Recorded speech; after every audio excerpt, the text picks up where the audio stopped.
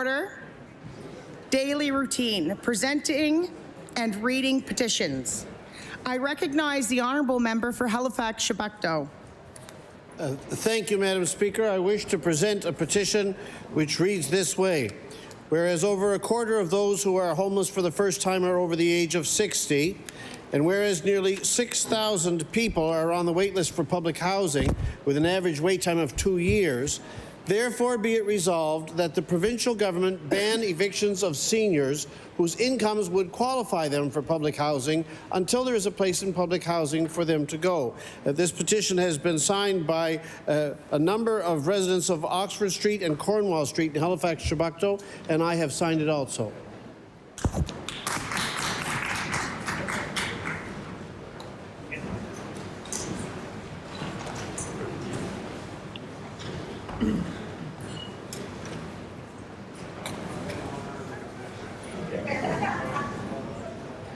The petition is tabled. I recognize the honourable member for Halifax Citadel Sable Island. Thank you, Madam Speaker. I beg leave to table a petition. Please do. I'd like to table the following petition with the operative clause. Therefore, be it resolved that the provincial government ban evictions of seniors who have been in their same accommodations for multiple years for the duration of the housing crisis. It has received 64 signatures, and I have affixed my own from residents on Edward, Vernon, Spring Garden Road, and other streets in Halifax, Citadel, Sable Island.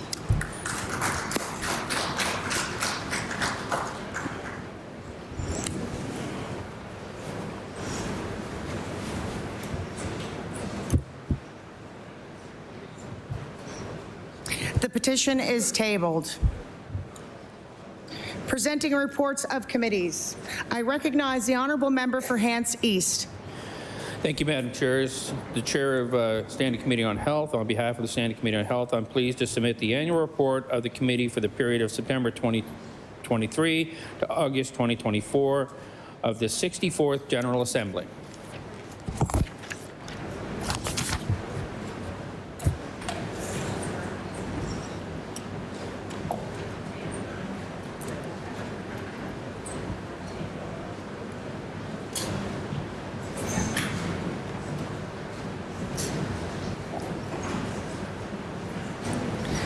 The report is tabled.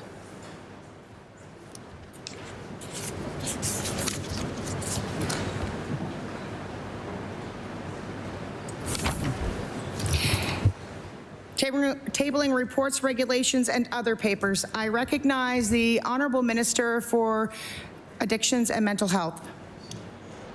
Madam Speaker, I beg leave to introduce a report entitled The Review Board under the Involuntary Psychiatric Treatment Act Annual Report, April 1st, 2023 to March 31st, 2024. Thank you.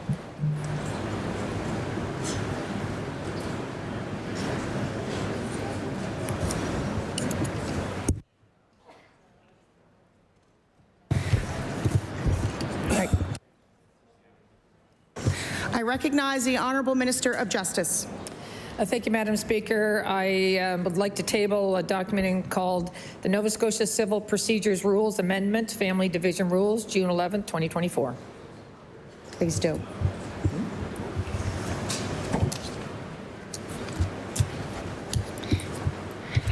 As Speaker of the House of Assembly and pursuant to Section 33(7) of the Freedom of Information and Protection of Privacy Act and Section 4(3) of the Privacy Review Officer Act and Section 93(b) of the Personal Health Information Act, I am tabling the Office of the Information and Privacy Commissioners for Nova Scotia 2023-2024 Annual Report.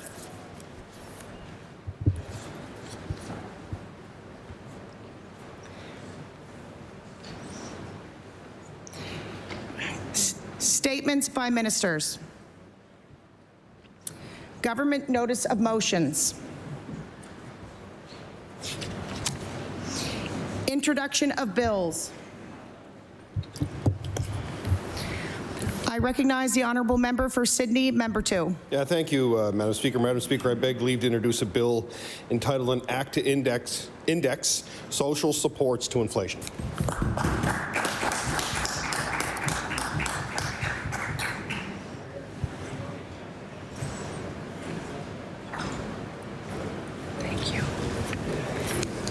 The honourable member of Sydney Member 2 begs leave to introduce a bill called an Act to Index Social Supports of Inflation.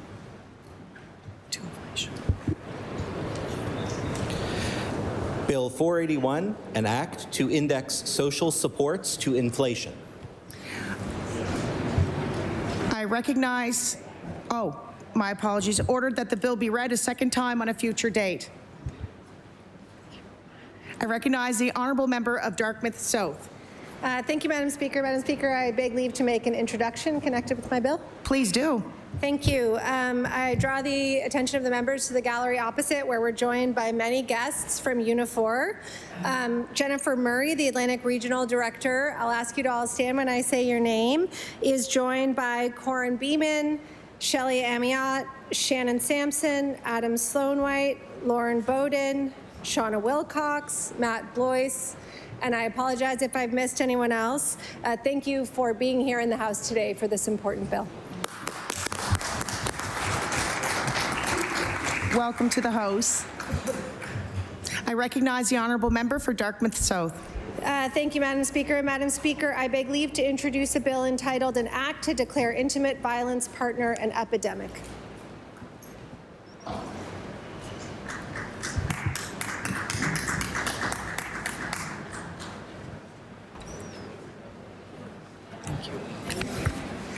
The honourable member for Dartmouth North begs leave to introduce a bill entitled An Act to Declare Intimate Partner Violence an Epidemic. Bill 482, an act to declare intimate partner violence an epidemic. Ordered that the bill be read a second time on a future date.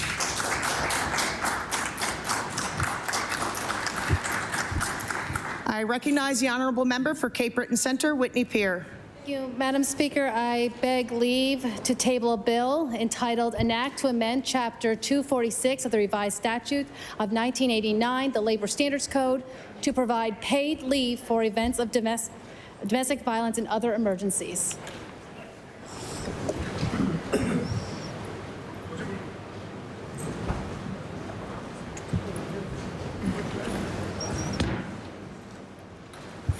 Thank you. The honourable member for Cape Breton Centre, Whitney Pier, begs leave to introduce a bill entitled An Act to Amend Chapter 246 of the Revised Statutes 1989, the Labour Standards Code, to provide paid leave for events of domestic violence and other emergencies.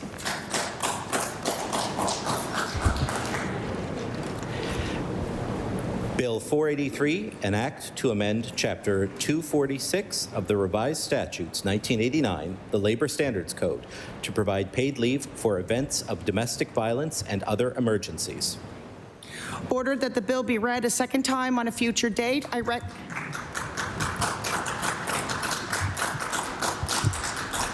recognize the honourable member for Cumberland North. Thank you, Madam Speaker. I beg leave to table a bill requiring our hospitals to have a prayer room and meditation area on site in an act to amend Chapter 208 of the Revised Statutes 1989, the Hospitals Act. Thank you, Madam Speaker.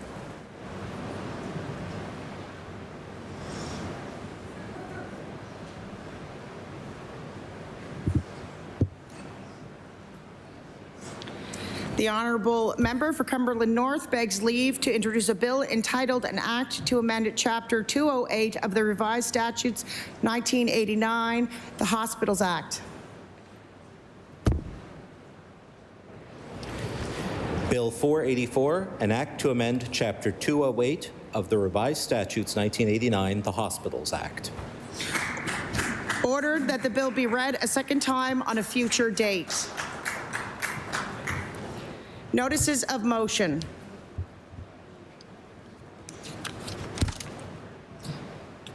Before we start statements by members, I'd like to do an introduction. I would like to acknowledge the members of the Soup Servants who are joining us today in the gallery, in the Speaker's Gallery. This group was formed by a few members of the parish of French Village Mothers Union, who realized there were a number of community residents who were unable to leave their home. They knew that a delivery of a jar of soup and a short visit would certainly contribute to their well-being. Soup servants have grown beyond the parishioners, welcoming volunteers who are willing to give their time for their special organization, which now delivers between 70 to 80 jars of soup a month. We laugh, we cry. The crying is from cutting up onions, though, I must admit. As I say your name, please rise. Joining us today on behalf of the wonderful soup servant volunteers are Archdeacon Brianna Andrews, Elizabeth Dory, Janet Champness, I said it wrong, Jenny Krezek, Jane Pike, Margot Whitman, and I think we have them all. I would like to ask you all to rise, or I would like to ask the host to give you a warm welcome.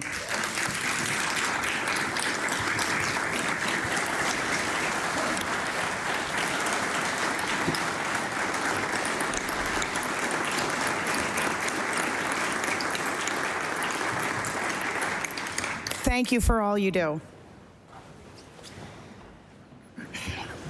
Statement by members. I recognize the honourable member of Sackville-Cobequid. Speaker, before I begin, I beg leave to make an introduction. Please do. Thank you, Madam Speaker. Today I'm pleased and honored to introduce Jim Ford, who, as you will hear shortly, deserves much recognition for his long and distinguished work in music. Jim is joined in the gallery, your gallery, Madam Speaker, today by his wife Noreen, and just before, I hope they're standing, and if not, thank you for standing. I would mention that in my years here at the legislature, it's the first time in the Province House that I've walked through with a guest who has been recognized and talked about by so many people. And in fact, Jim has mentioned that Strauss was playing when he came in. A number of the commissioners he's played with and conducted with previously, and some of our own staff have had music lessons by the people in Jim's knowledge. So over the decades, he has been here at Province House in various capacities. So I'd ask the House to recognize and thank Jim and Noreen for joining us here today before I read my statement.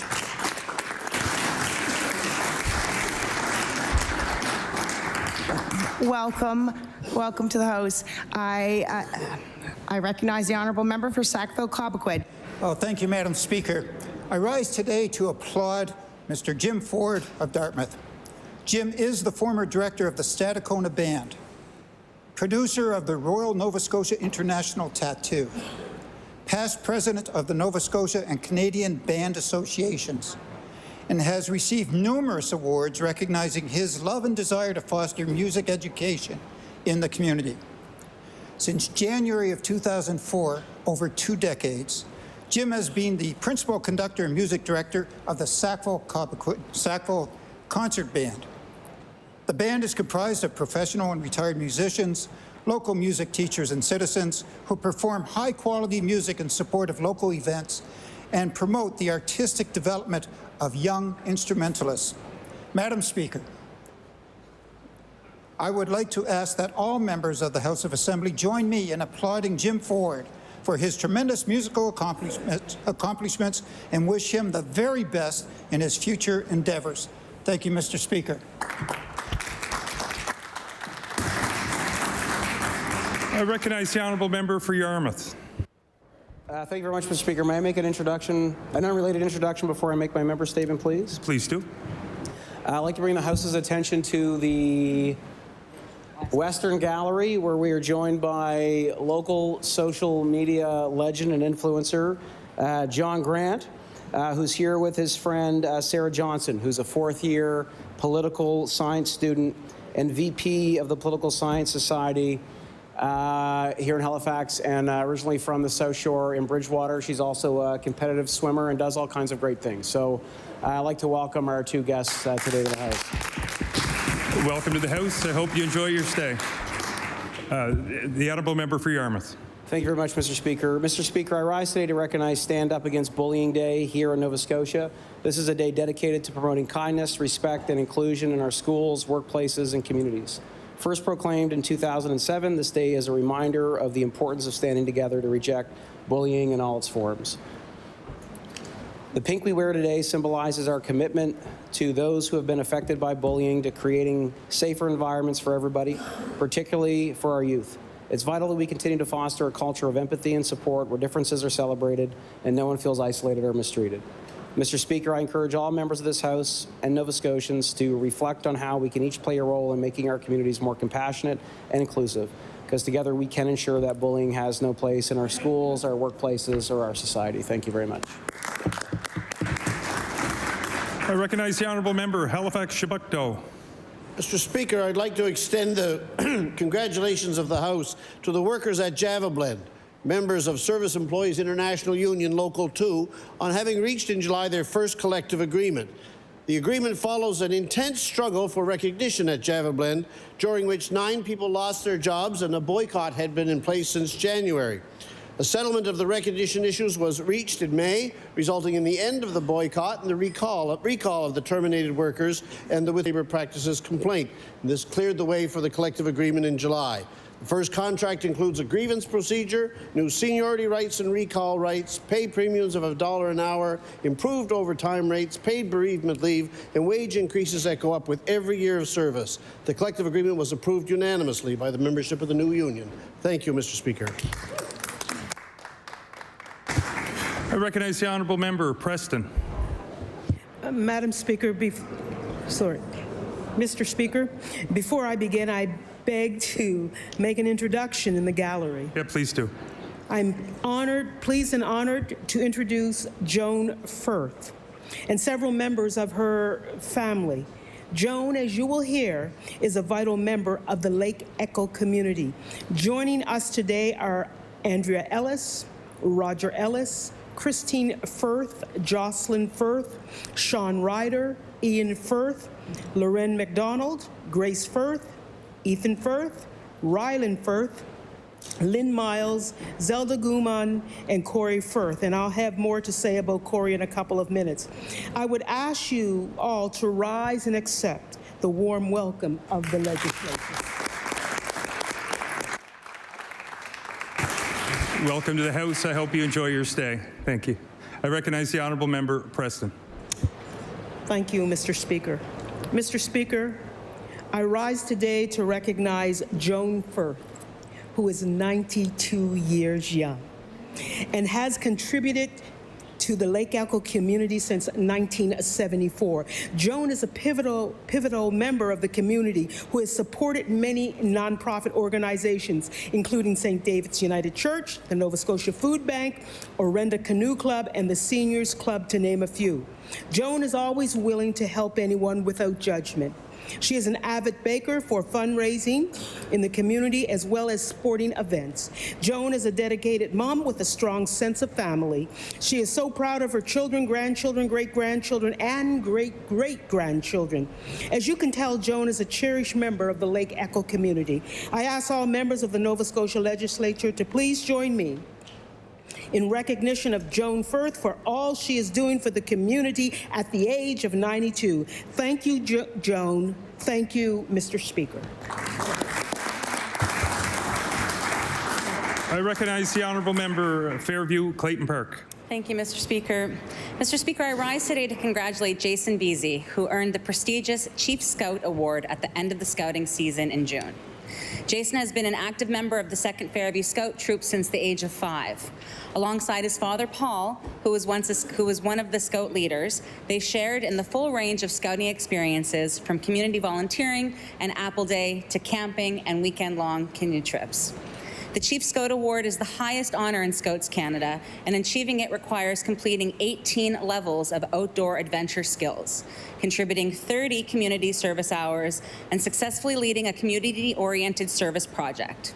Jason's dedication to leadership, outdoor adventure, and community involvement truly shines through in this accomplishment. Mr. Speaker, please join me in celebrating Jason on this remarkable achievement and wishing him continued success as he carries the lessons of Scouting forward in life. Thank you. I recognize the honourable member, Halifax Needham. Thank you, Mr. Speaker. I beg leave to make an introduction before my member statement. Yes, please do. Thank you, Mr. Speaker. I would like to draw the House's attention to the West Gallery, where my CA, Aisha Hum, is joined with some dear friends.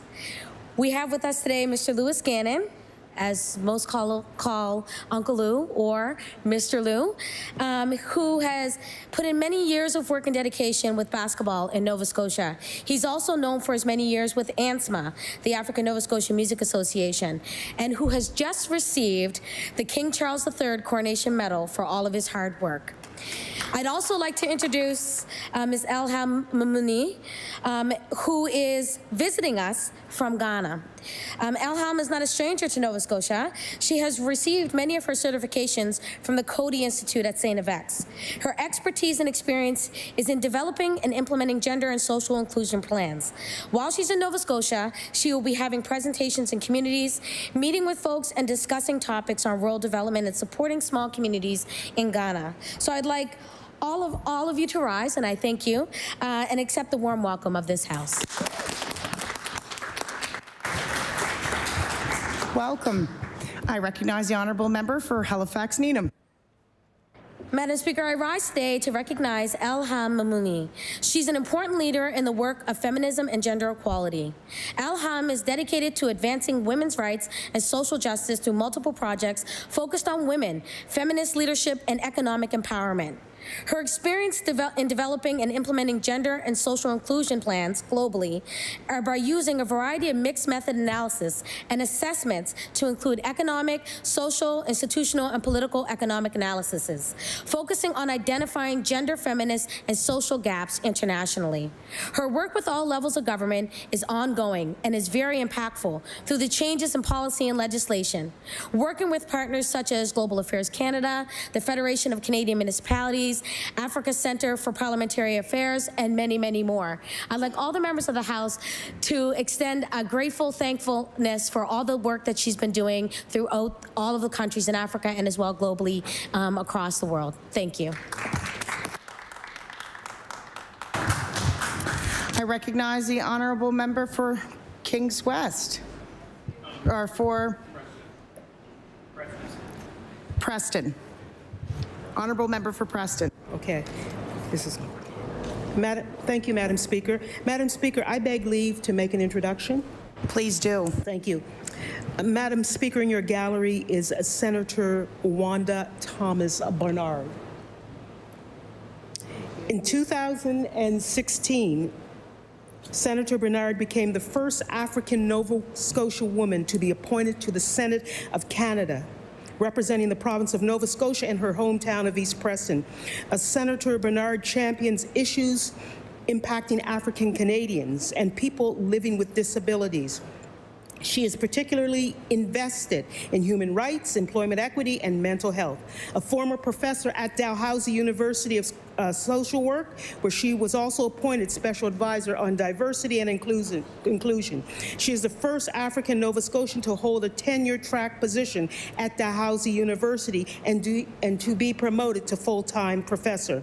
Senator Bernard has been a significant advocate for the recognition of Emancipation Day in Canada. And on March 24th, 2021, MPs in the House of Commons voted unanimously to designate August 1st as Emancipation Day across Canada.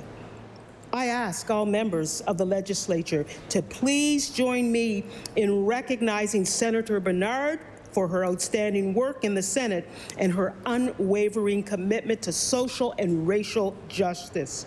Welcome, Senator Bernard.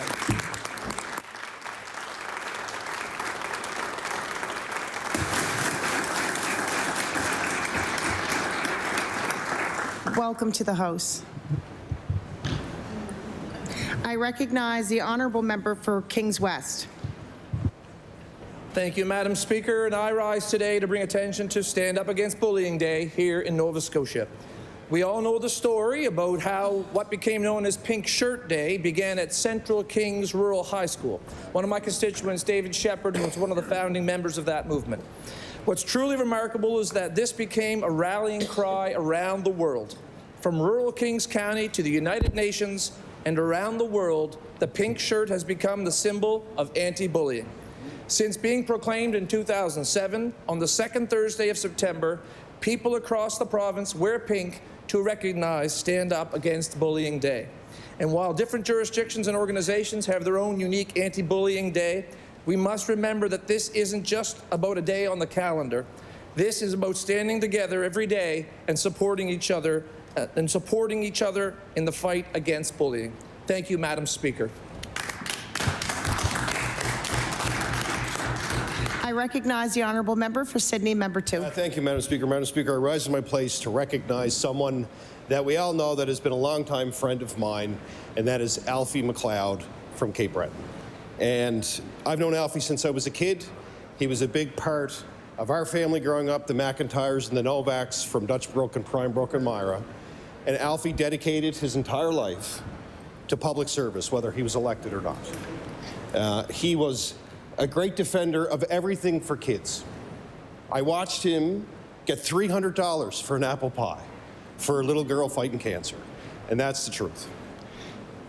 I have a great personal story about Alfie I'll say in a second. I know I don't have a lot of time, but I do as a Cape Bretoner want to get it on my feet and recognize that he's in a fight and that everybody loves him, and we're praying for him and Shirley and the family.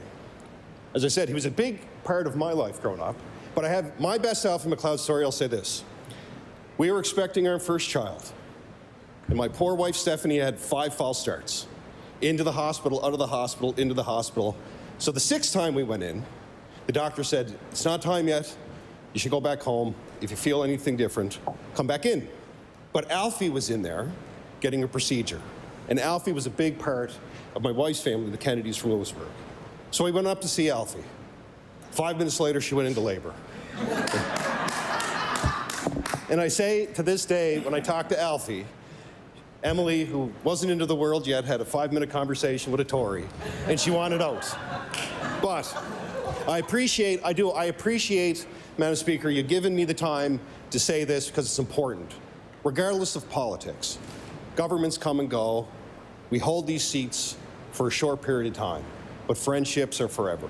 And he has been nothing but good to me and my family. So, thank you.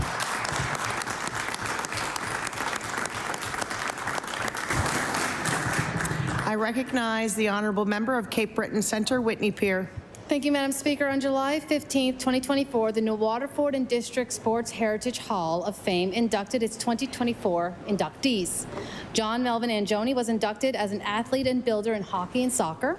Frank McKenzie was inducted as a builder in basketball. Mike Bat Cameron was inducted as an athlete in darts, very serious in my area. And Cheryl Angioni was inducted as an athlete in track and field and basketball. The 1984 New Waterford Dodgers Atlantic Intermediate A basketball team was inducted for their 1984 winning season. And the 1974-75 Beck girls soccer team was inducted for their winning season, and I am proud to have a cousin, my cousin Jenny, who is on that team. So congratulations to all inductees, especially to my cousin Jenny. Thank you. I recognize the honourable member of Preston. Speaker, I rise today to recognize Corey Firth.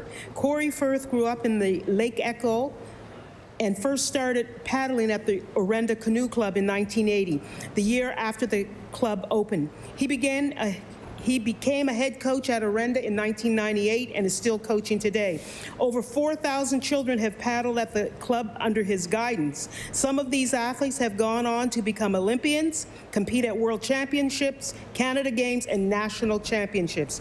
Corey is exceptional at understanding how to motivate and to maximize athletic performance, but it's also clear that what motivates him is that every child who walks and feels important, achieves their potential, and leaves wanting to come back. I ask all members of the Nova Scotia Legislature to please join me in recognizing and thanking Corey for his commitment and dedication to the Orenda Canoe Club and building up the sport of canoeing in Nova Scotia. Thank you, Corey, and thank you, Madam Speaker. I recognize the honourable member for Clayton Park West. Madam Speaker, I rise today to recognize the Filipino Association of Nova Scotia, FANS, for their outstanding contribution in uniting the Filipino community and enhancing our province's cultural diversity. Since 1964, FANS has worked tirelessly to preserve Filipino heritage and foster mutual understanding. This year, under the leadership of President Helen Espino Burchell, a Clayton Park resident, FANS organized two major events: the celebration of Filipino Heritage Month and the Miss Filipino Atlantic 2024 pageant. Both events beautifully showcase the rich culture, talent, and unity of the Filipino community. I would like to extend my heartfelt thanks to Helen Espino Burchell and all the volunteers and everyone involved in making these events a success. Their dedication to fostering diversity and unity within our community is invaluable. Madam Speaker, I ask the House to join me in recognizing the Filipino Association of Nova Scotia for their invaluable work in strengthening and celebrating our community. Thank you. I recognize the honourable member for Halifax Citadel Sable Island. Thank you, Madam Speaker. I beg leave to make an introduction relative to my member statement. Please do. Joining us today in the West Gallery is Liz Van Berkel, who was a friend of Jane Kansas, who I will speak about my member statement for 30 years. Thank you for joining us today. Welcome. I recognize the honourable member for Halifax Citadel Sable Island. Madam Speaker, I rise today to talk about Jane Kansas, who was honored posthumously as one of Halifax Pride Parade's 2024 marshals. Jane moved to Hubbard's in 1986 and quickly became known as the owner of Debbie's Dinette, a very gay-friendly community eatery. When she moved to Halifax, she was co-host of The Word Is Out on CKDU and contributed the column Quiet Noise to Waves magazine. She also became president of the Gay and Lesbian Association and was Halifax Pride co-chair. Later, she reported for CBC Radio's national show This Morning and wrote for the Sunday Daily News and The Coast. She biked down the east coast of the U.S., and she also walked across a great portion of it, from Montana to Maine in 4 months, chronicling her adventures in zines and newspaper articles. She then turned to producing a number of fringe plays: My Funeral, The Dry Run, My Dead Dad, and My First Heart Attack. She was awarded the Queen's Jubilee Medal for her activism and activity in Nova Scotia. But it's hard to adequately capture the impact of Jane on the queer community in Nova Scotia. After her passing, I realized that I shared similar perceptions of others. I often invited her to speak at campus and community events, but she terrified me with her blunt and accurate calls to action. It was never clear if Jane actually liked you, but she was always there, pulling people together in community. I remain indebted to her and to Liz for Sunday queer potlucks in the early 1990s that opened up a whole world for me. Madam Speaker, I ask all members in joining me in honoring Jane Kansas.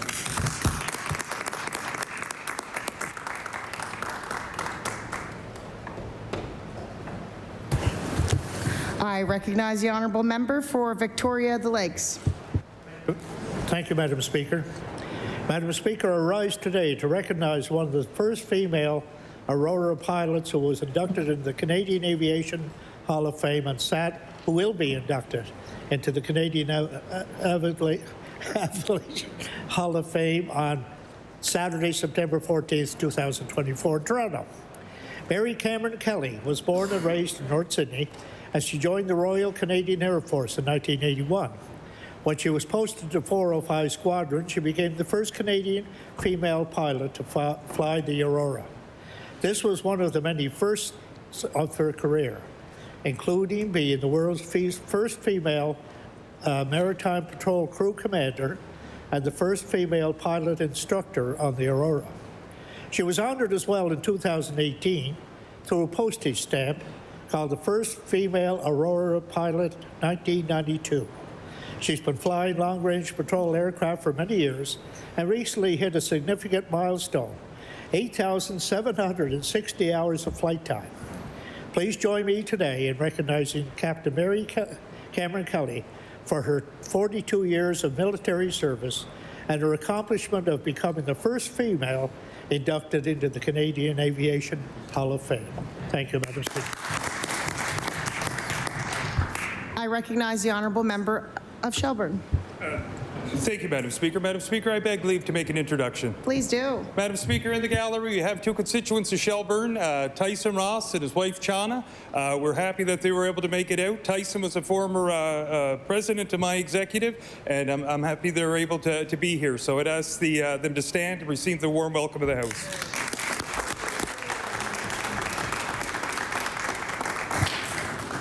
Welcome. We hope you enjoy your time here. I recognize the honourable member for Clare. Madam Speaker, I rise today to congratulate Guillaume Boulian on the recent launch of his new debut book, Na, a collection of poems inspired by the villages of Clare. Guillaume, a founding member of the group Sai and a talented storyteller, first shared an excerpt of his work at the Prix de Poésie Radio-Canada in 2018. This experience led him to embark on a 6-year journey to create a full collection of poems dedicated to our region's villages. Each village is represented by 2 poems, one offering the author's personal perspective and the other providing a historical or artistic viewpoint. Recently, Guillaume had the opportunity to share these stories with friends and neighbors at the launch of Na, held during the Congrès Mondial Acadien. I ask that all members join me in congratulating Guillaume Boulian on the successful release of his first book. Merci. I recognize the honourable member of Dartmouth North. Thank you, Madam Speaker. May I make an introduction before my member statement? Please do. Thank you. I'd like to draw the members' attention to a special member of the Unifor crowd up there, Corin Beeman. Corin is a resident of Dartmouth North and has worked at the Halifax Shipyard as a member of the Unifor Marine Workers Federation for almost 23 years. She serves as the chair of the Unifor Atlantic Regional Women's Committee and is a leader in fighting for workplace programs and initiatives. Also, just for the record, if you are by chance hosting a pride party in your constituency and you're having queer bingo and then you forget that you need someone to check the bingo cards, give her a call, because that's what she did for me in July at my pride party. I was embarrassingly without someone to check the cards, and Corin did it for the whole entire time. Welcome to the House, and thank you for your service to the member. I recognize the honourable member for Dartmouth North. Madam Speaker, I rise today to recognize a truly inspiring member of the Dartmouth North community, Corin Beeman. Over several years, I have watched Corin lead in the essential work of advocating for and winning paid leave for people facing intimate partner violence, and have been constantly impressed by her steadfast commitment to supports for women. As a Unifor women's advocate, she connects women in her workplace with community resources and mental health support, and provides an open door for anyone facing harassment or violence at work or at home. As such, she's known to her colleagues at the Irving Shipyard as the Shipyard Mom because of how she takes care of everyone there. I'm very grateful for the work Corin does for women facing intimate partner violence, and I ask the House to join me in thanking her for her dedication and tenacity.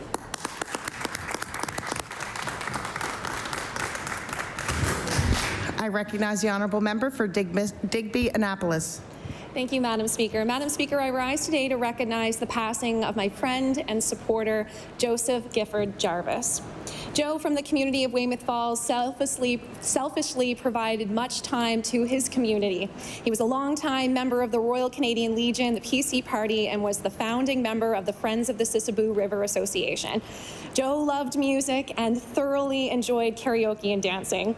Joe was special to so many, including me. And I first met Joe when I decided to run as the MLA for Digby Annapolis. He was so supportive of my campaign, and all those years ago, Madam Speaker, he also supported my dad with his campaigns too. I would often speak with Joe about important matters because he had such a great memory for families and the history of the area. Joe's name will certainly be remembered for years to come as a prolific letter writer. Many MLAs and MPs, and even the former President of the United States, has received a letter from Joe. Joe will be greatly missed by his family, community, friends, and all that knew him. My condolences go out to his entire family. I ask that all members of the House join me in recognizing the extraordinary life of Joe Jarvis. Thank you, Madam Speaker.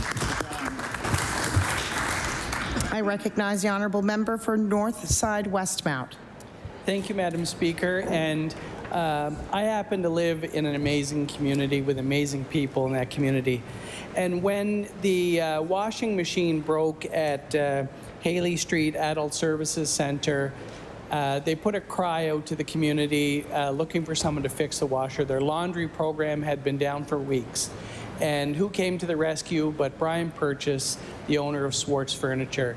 Brian reached out to the center, and within the next day they had a new washer delivered to the center, and a lot of happy team members as their laundry program was reinstated. So I just wanted to bring attention to Brian and what he does in the community. And this is just one thing that Brian is involved in. He's involved in the Regional Hospital Foundation, all kinds of volunteer organizations, too many to mention. So kudos to Brian and Swartz, and good job. Thank you. I recognize the honourable member for Dartmouth South. Thank you, Madam Speaker. Madam Speaker, I'm honored to recognize the McPhee Center for Creative Learning in Dartmouth South for their outstanding work in empowering youth through art. The center's dedication to creating a welcoming and inclusive environment reflects their commitment to fostering empathy, diversity, and personal growth. I'm also thrilled to celebrate a significant milestone, the generous donation of the building at 50 Queen Street, Dartmouth, to the McPhee Center. This donation is a testament to the community's support and will greatly enhance the center's ability to provide a safe, youth-driven space for exploration and self-expression. Through their innovative programs, the McPhee Center inspires leadership, helping every young person realize their full potential. Please join me in applauding the McPhee Center for their transformative impact on our community and in expressing our gratitude for the generous donation that will support their important mission.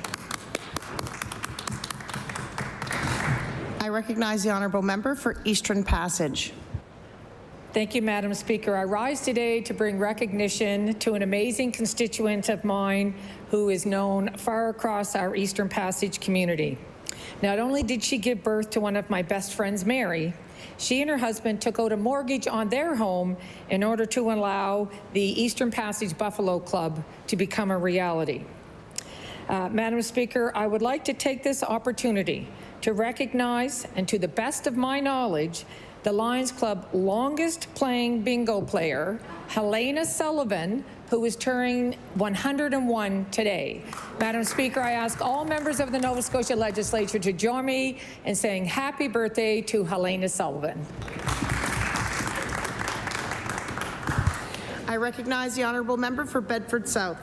Thank you, Madam Speaker. Today I wanted to recognize and congratulate everyone at Masqua Aquatic Club, which is based in my riding of Bedford South on beautiful Kearney Lake. This past August, last month, Masqua brought home its second straight national championship.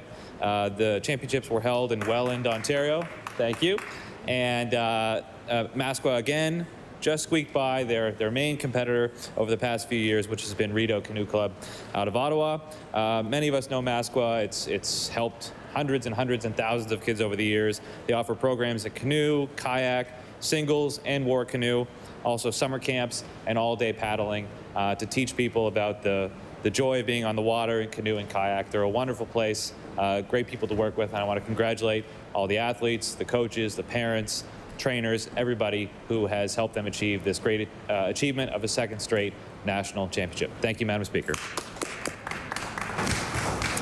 I recognize the honourable member for Cumberland North.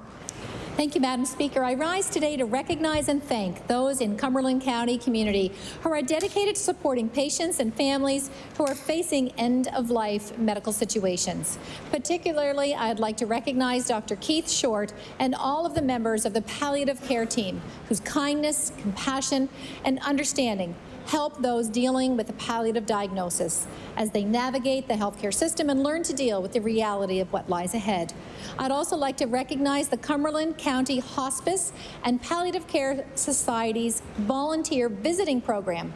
This relatively new program has a team of volunteers who are trained to support patients on a one-on-one basis by setting up regular visits, perhaps helping patients with errands and appointments or just spending quiet time.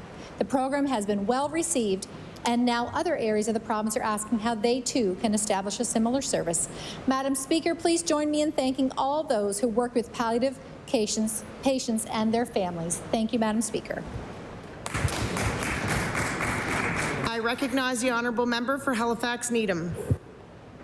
Madam Speaker, many of us are wearing pink today to bring awareness to Anti-Bullying Day. Wearing pink signifies our collective to stand up against bullying. Today, students across the province are showing their pinks to promote love and caring for each other, to promote no bullying in schools. Bullying has no place in schools. Bullying has no place in the workplace. Bullying has no place in our wonderful province of Nova Scotia. So let us all today think about our words and actions at school, at work, and at play. Let us foster an anti-bullying mantra to care for each other, be kind, and respect each other. I recognize the honourable member for Cumberland South. Madam Speaker, I rise today to congratulate Chelsea Atkinson of Spring Hill. Chelsea has been selected to participate on the Diamonds in the Rough stage in Edmonton, Alberta during Canadian Country Music Week. Diamonds in the Rough stage is a program, stage, and podcast to support the independent country artists across Canada. It provides a showcasing opportunity during the important Canadian Country Music Week. Please join me in congratulating Chelsea Atkinson on this outstanding opportunity.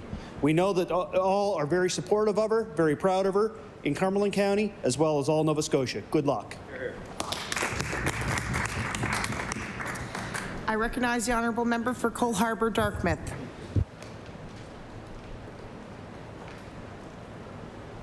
Thank you, Madam Speaker. I rise today to recognize Clarence and Isabel Christie in celebration of their 75th wedding anniversary this October.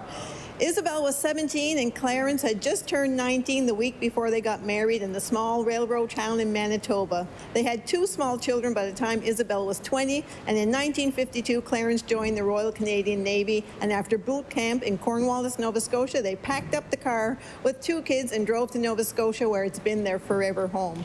3 more children would follow, as well as 8 grandchildren and 3 great-granddaughters. Clarence retired from the Navy and then had a successful second career with the Halifax Herald. Growing up, Isabel always worked outside the home, and she held positions including at CJCH, now CTV Halifax. As the children left the nest, they were able to build their dream home on Ross Road in Dartmouth. With too many bedrooms to fill, they ran a successful Riverdale bed and breakfast for over 15 years. Now, at 94 and 92, they live in a smaller home in Portland Hills and Cole Harbour, Dartmouth. Madam Speaker, please join me in extending congratulations on the joyous occasion of Clarence and Isabel's 75 years of marriage. Thank you, Madam Speaker. I recognize the honourable member for Halifax Citadel Sable Island. Madam Speaker, today I rise to acknowledge April Hubbard, one of Halifax Pride Parade's marshals for 2024. April is an advocate, arts administrator, accessibility consultant, and a proud, queer, mad, disabled woman living in Chubutcook. This year, Halifax Pride named April as their official ambassador for her ongoing work within the community to create spaces for artists with disabilities.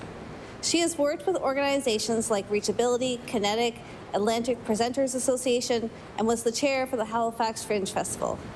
April is a trapeze artist and acrobat who has performed with Legacy Circus since 2019. April's career as an actor was cut short when she was diagnosed with a tethered spinal cord and diagnosis and chronic pain. She found there was little space for someone with a visible disability on stage. Since then, April has been fiercely outspoken for inclusivity within the arts community and has pushed organizations to create a better path forward. Madam Speaker, I ask all members in joining me to recognize the contributions of April Hubbard through art and activism.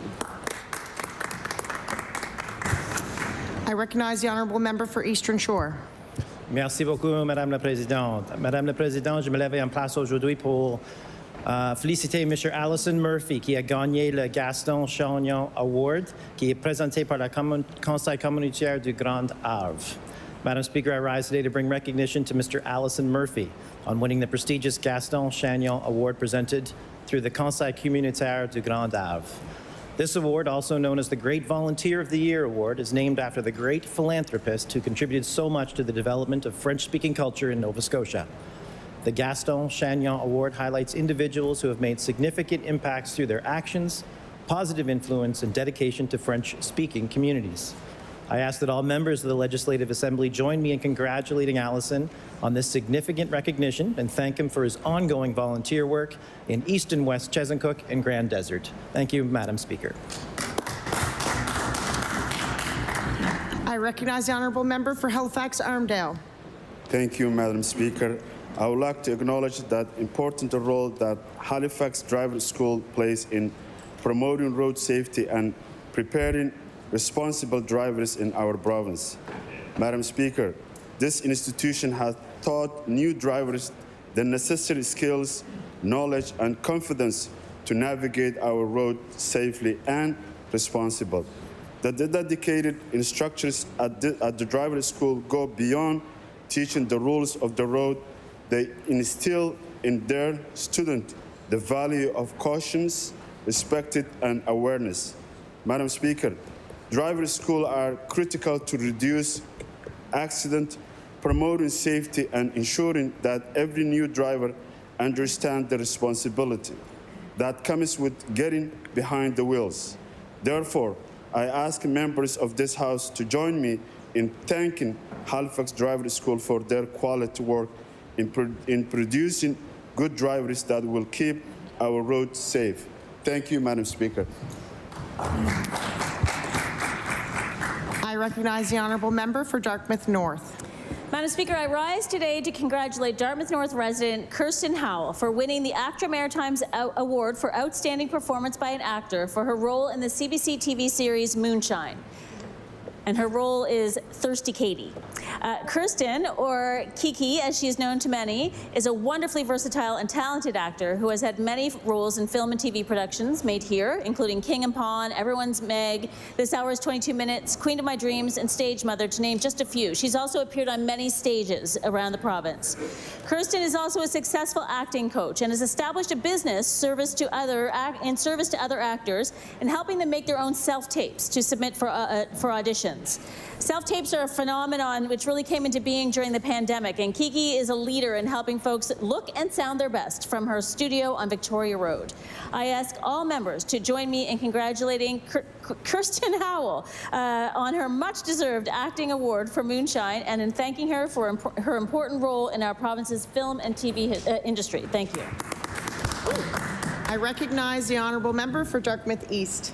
Thank you, Madam Speaker. Madam Speaker, I rise today to recognize the remarkable achievements of a young woman from our community of Dartmouth East, Chloe Pace. Chloe exemplifies the spirit of leadership. As a dedicated leader for the Girl Guides, Chloe is a beacon of inspiration and empowerment for our youth. Chloe has recently accepted an incredible opportunity to volunteer in Switzerland on behalf of the Guide Association. Chloe's work has not only fostered growth and confidence among the young girls she leads, but also underscores the value of service.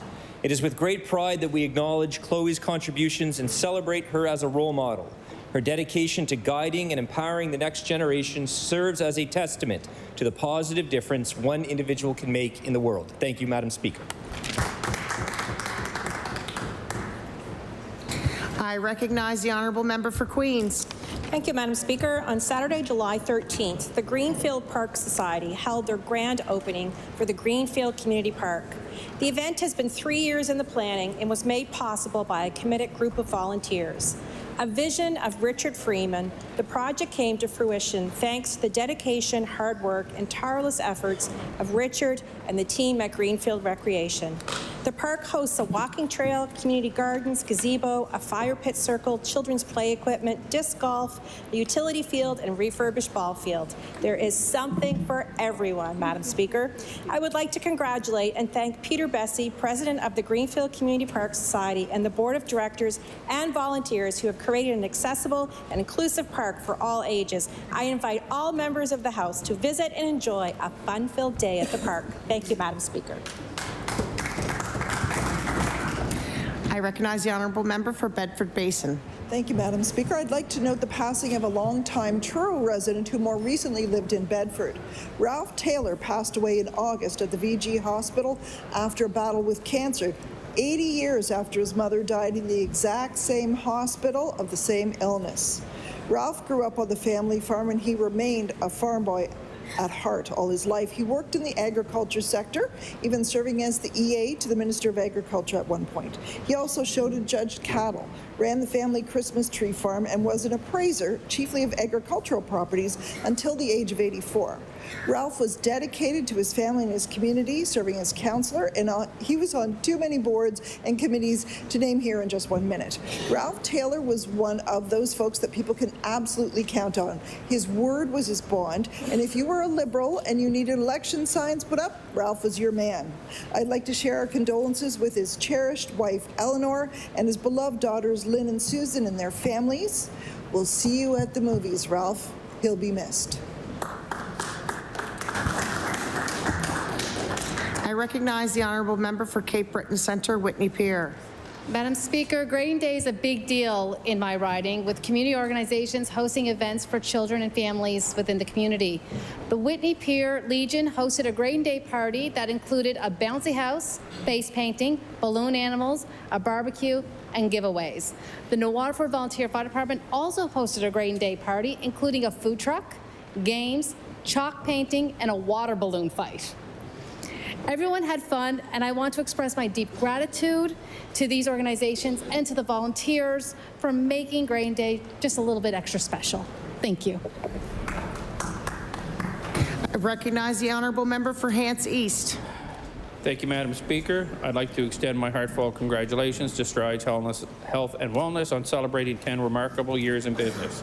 Over the past decade, Strides Health and Wellness has not only made a lasting impact on the well-being of our community, but also amplified what it means to be a leader in the industry. Their unwavering commitment to excellence and their passion for promoting health and beauty have set them apart. Madam Speaker, as they celebrate their 10th anniversary, we recognize the tremendous contribution Strides and Health Wellness has made to our community. Congratulations on this incredible milestone. Thank you, Madam Speaker.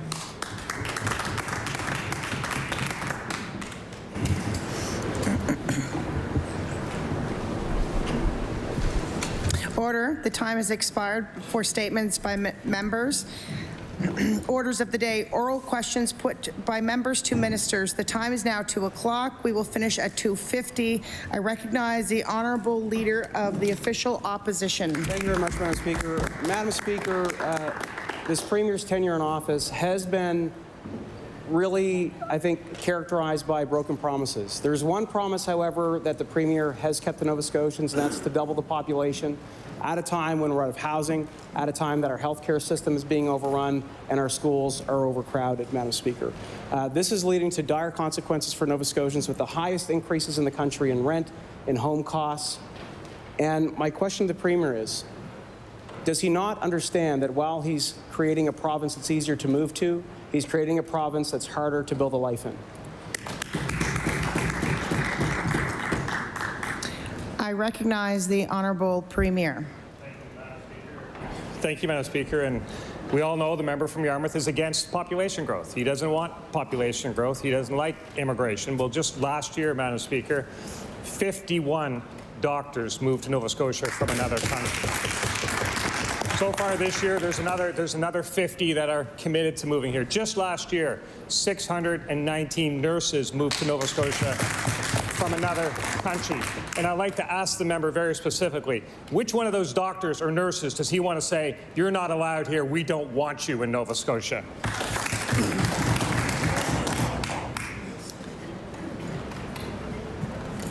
I recognize the honourable leader for the official opposition. Thank you, Madam Speaker. I think it's very clear that I can be pro-immigration, pro-growth, but point out very clearly how the Premier's arbitrary number to double the population is creating problems for people. Let's look at the numbers he just presented.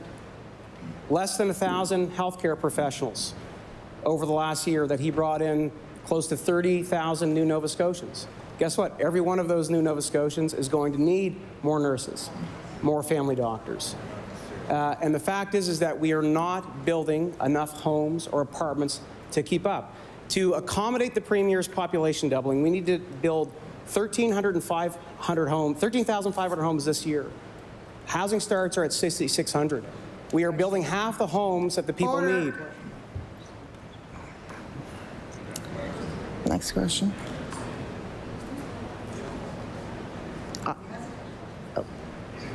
I did not hear a question. Excuse me? I ask that you stand and retract that. I recognize the honourable leader of the official opposition. Thank you, Madam Speaker. I certainly will, but it's frustrating when we're asking questions. I ask that you retract it, please. I certainly will. I'm happy to retract Thank you. Comments. I will.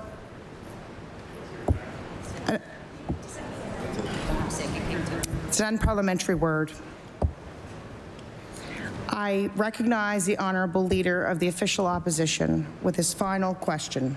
Madam Speaker, the Premier is creating a housing crisis, an affordability crisis, by pushing numbers for population growth that far exceed what his own Department of Labour and Skills and Immigration say is sustainable. I'll bring the Premier's attention to the accountability report from the Department of Immigration that says sustainable population economic growth means a net interprovincial increase of migrants by 10,000 a year and new immigration landings by 17,000. Madam Speaker, that's 17,000 people. The Premier is doubling the number of people coming into the province, again, when we don't have houses, that far exceeds the amount that his own Department of Immigration says we can handle. Why is he doing that? I recognize the honourable Premier. Thank you, Madam Speaker. And of course, the member is talking about a 40-year plan, and under that plan, the immigration to this province is focused on healthcare workers. It's focused on skilled trades. We are building more homes. We are fixing the healthcare system. We will continue to do that. But what is very clear from the member from Yarmouth is the member from Yarmouth wants more doctors, just not from another country. The member from Yarmouth wants more healthcare workers, just not from another country, Madam Speaker. He wants more skilled trades, just not from another country. And I think the member from Yarmouth just should be very clear with Nova Scotians that that's his position. He doesn't want those healthcare workers from another country. I recognize the honourable leader of the NDP. Thank you, Madam Speaker. In February, the Auditor General's scathing report on the Hogan Court deal highlighted inappropriate procurement practices and wasteful government spending. In the wake of this, we recently discovered an unannounced $120 million sole source contract that was awarded to Shanex in June for this project, which we asked the government about and for which there was no rationale given. Since then, in the last couple of days, this government has quietly changed that 3-month-old tender notice on their website from $120 million to $20 million. Can the Premier explain this change? Why so much secrecy and confusion? I recognize the honourable Premier. Thank you, Madam Speaker. And of course, the Hogan Court initiative is a nation-leading initiative. It's a really important initiative on transition to community facilities. It will help provide healthcare spaces for Nova Scotians. It is a very, very positive thing. Working with a very reputable partner who's been doing business in this province for a long time and doing good things on behalf of Nova Scotians. The information that the member is talking about is on a public website. I hardly think anything on a public website is trying to be secretive, Madam Speaker. I recognize the honourable leader of the New Democrat Party for her first supplementary. Thank you, Madam Speaker. In March of this year, department representatives said that a finalized contract with Shanex would be ready, quote, in a matter of weeks and not months, unquote. That was nearly 6 months ago. And this government is moving forward, clearly, publicly, without any contract in place, despite the specific directive not to commence work with private sector partners before contracts are in place. I wouldn't fix a deck, let alone build a house, without a signed contract. Why is this government barreling ahead with this kind of ill-advised and inappropriate spending? I recognize the honourable Premier. Madam Speaker, the Hogan Court, it's a good initiative. It's good for Nova Scotians. And I hardly think that the Nova Scotians that will be utilizing that facility will be disappointed. They will be pleased that they're getting access. So on the one hand, we have the members opposite saying go faster on healthcare. You're not going fast enough. On the other hand, we have them saying go slow. Well, Madam Speaker, we're going at the right pace for Nova Scotians. We will fix the healthcare system, make sure Nova Scotians can have access to care. I recognize the honourable leader of the NDP. Let's talk about the speed that this secret spending is buying us. The concept of a transitional care facility is a good one. We know that there are seniors waiting now in hospital beds that could be more appropriately cared for in this kind of facility. But this government's bad dealings and refusal to listen to expert advice have plagued this project from the start. Hogan Court was supposed to open in late 2023, now at the end of 2024, and if you've driven by lately, that still seems ambitious. The purchase, sale, and financing of this hotel have been bad deals and are still largely secret. I've asked the Premier before, but I'll give him the opportunity again.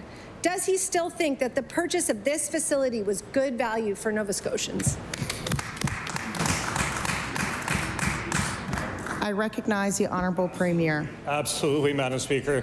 This is a wonderful thing for Nova Scotians. In December, there'll be 68 beds open there. And starting next year, again, 110 more. Absolutely. This is a good thing for Nova Scotia.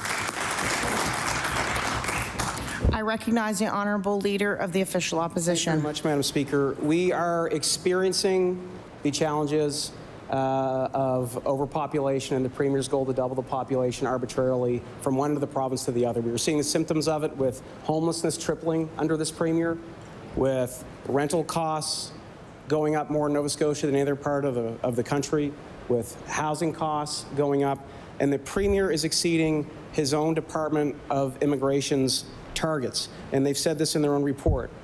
The amount of Nova Scotia's, the amount of people that have been nominated to Nova Scotia has far exceeded the business target plan of 2,700 a year.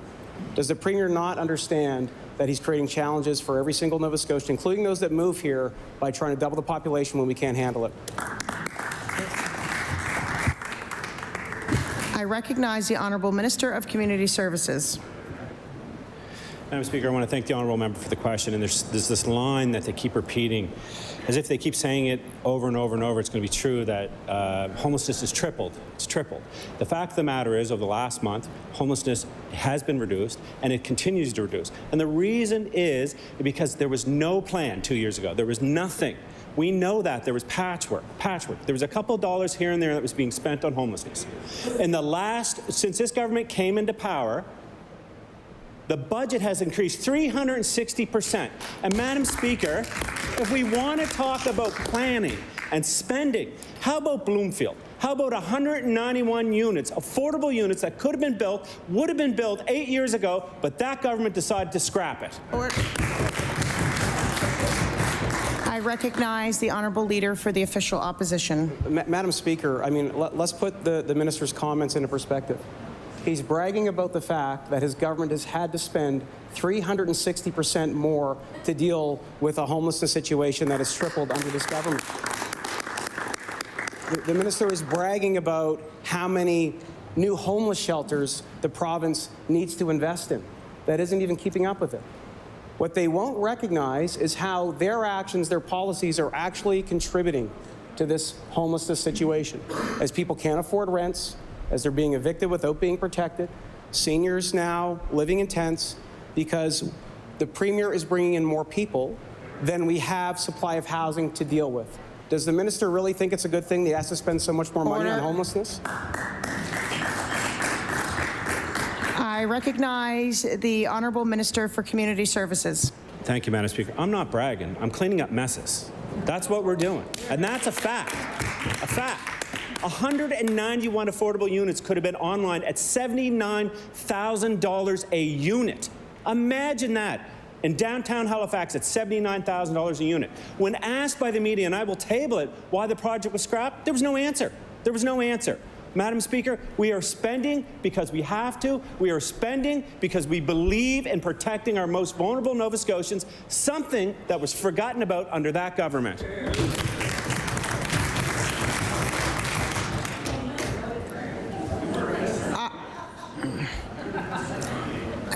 I recognize the Honourable Leader of the Official Opposition.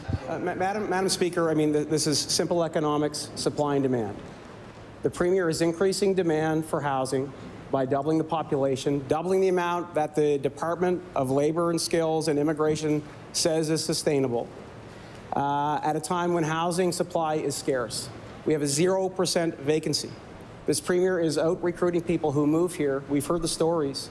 Hotel hopping with their kids, 3, 4, 6 families living in single-family dwellings because they can't find a place to live. And we've seen homelessness triple as a result of this. My question to the Premier, Madam Speaker, is does he not see that he is creating a real challenge on costs, on availability for people, and increasing homelessness in this province? I recognize the Honourable Minister of Community Services. Thank you, Madam Speaker. And let's talk about facts here. 2020, housing starts under on the former government, zero. Housing completions, 2020, under the former government, zero. From 2020 to 2023, housing starts have gone up over 3,000. And listen, I know it hurts. I know it hurts. I do.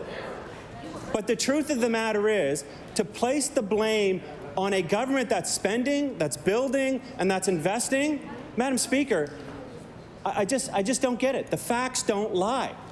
We can say whatever we want here, and if he doesn't believe me, talk to the YWCA. Talk to Adsum House. Talk to the people that are on the ground.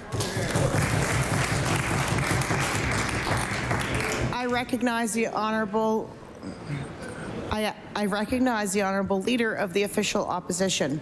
Madam Speaker, housing starts are at 6,600 this year. If we're going to handle the population doubling of 30,000 people that the Premier's bringing in, we need to have 13,500 houses. That's half the supply that we need. We see the symptoms of overpopulation in people's life and how much they're paying to live, in availability of housing, and being able to access family doctors, hospital services.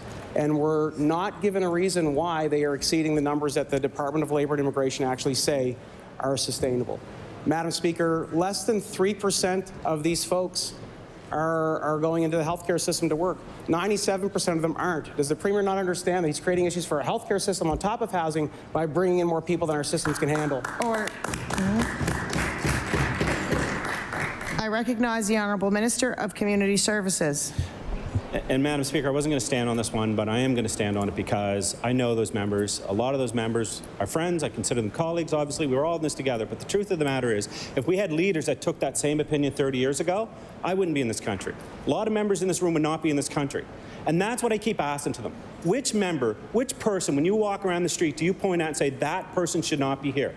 The fact of the matter is, Madam Speaker, we have a housing crisis. We have a healthcare crisis. The way we are going to deal with that is skilled trades, healthcare workers. And again, which ones shouldn't be here?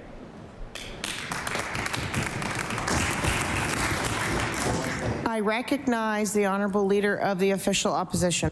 Madam Speaker, I mean, the government's missing the point of the questioning. We want people to come here, but guess what? When they get here, we want them to be able to find a place to live.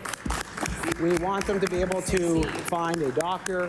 We want them to know that they've got language services in our schools, that they're not going into schools that have overcrowding by the hundreds. We want people to thrive here.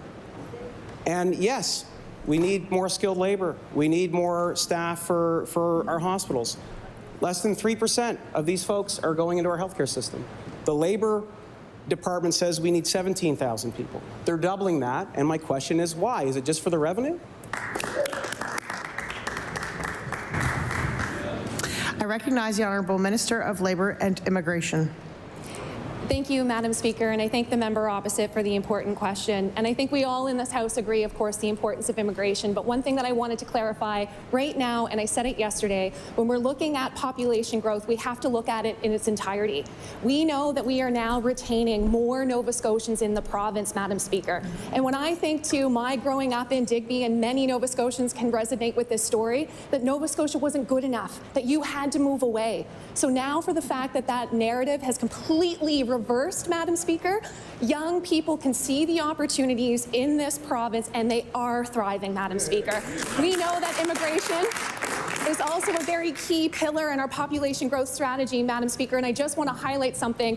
When I was a member of the YMCA, that's what we did, Madam Speaker.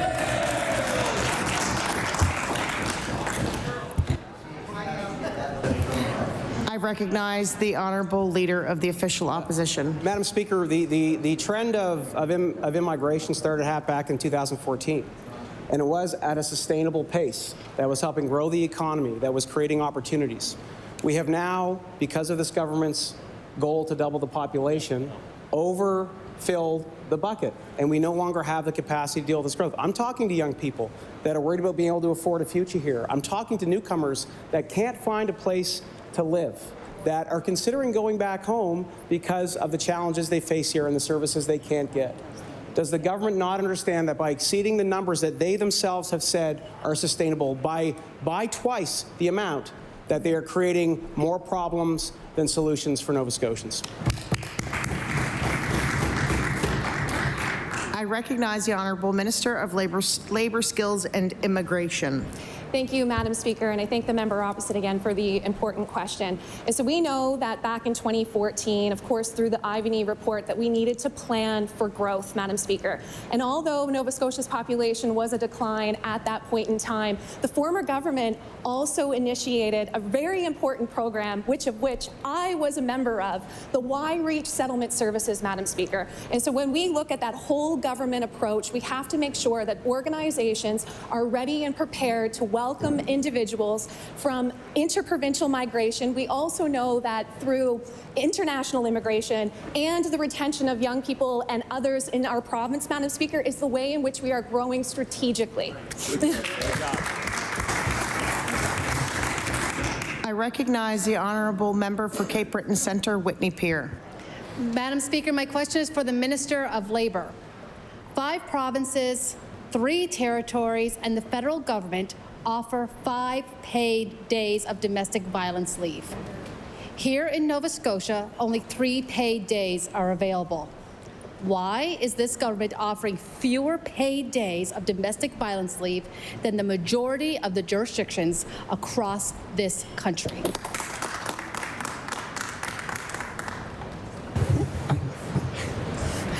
I recognize the Honourable Minister for Labour, Skills and Immigration.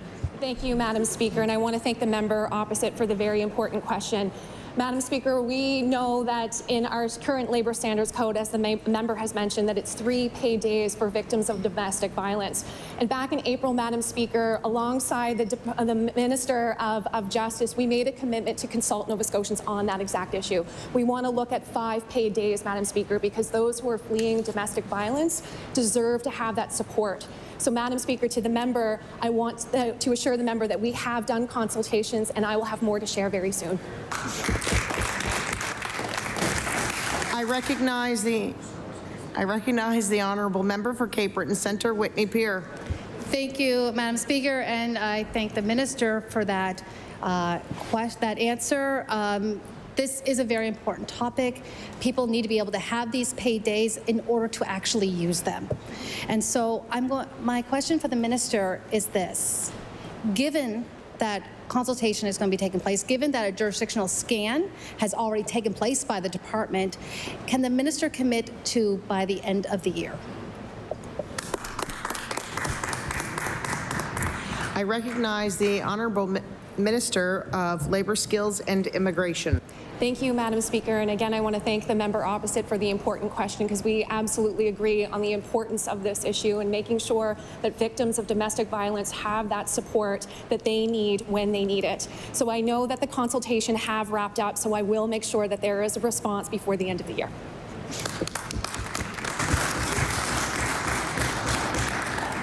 I recognize the Honourable Member for Timberlea Prospect. Thank you, Madam Speaker. We know that nonprofits have capacity to increase housing. Sherry Lecker from Adsum for Women and Children recently testified to the Health Committee that they could build 25 more affordable units at the Sunflower in my area in 18 months if they had just a bit more government funding.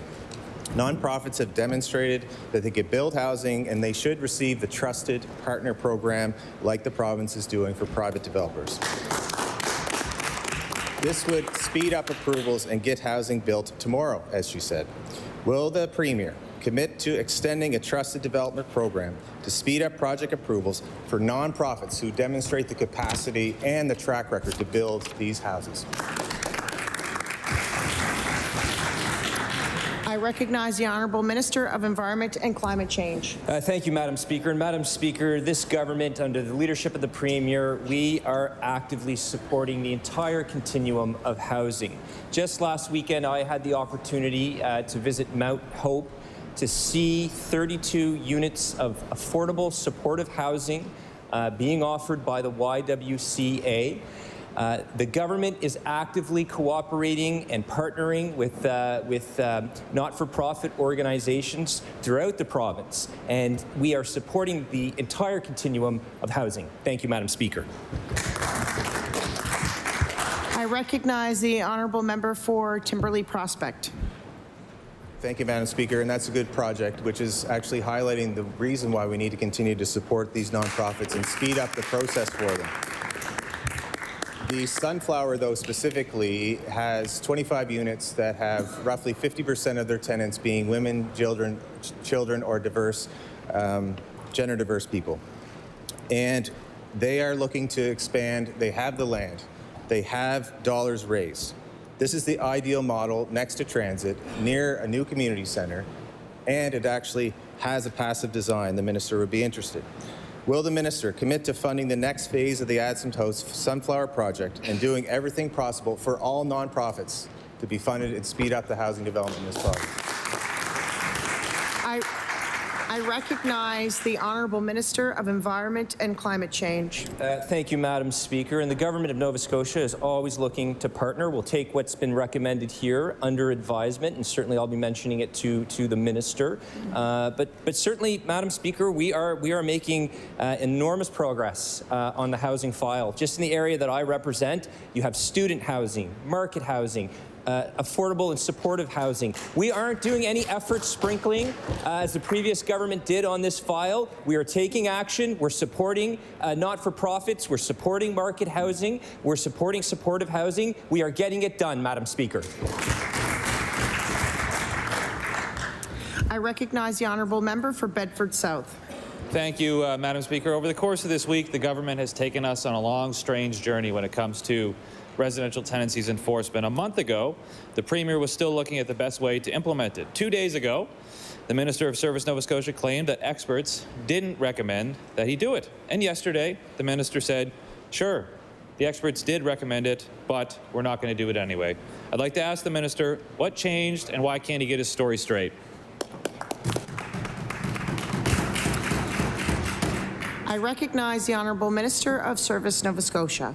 Thank you very much, Madam Speaker. So I'll continue to try to clarify things for opposition again today. Madam Speaker, we asked David Spear to create a playbook of what a compliance enforcement unit could look like in Nova Scotia. We took that report. We looked at other jurisdictions that have a compliance enforcement unit.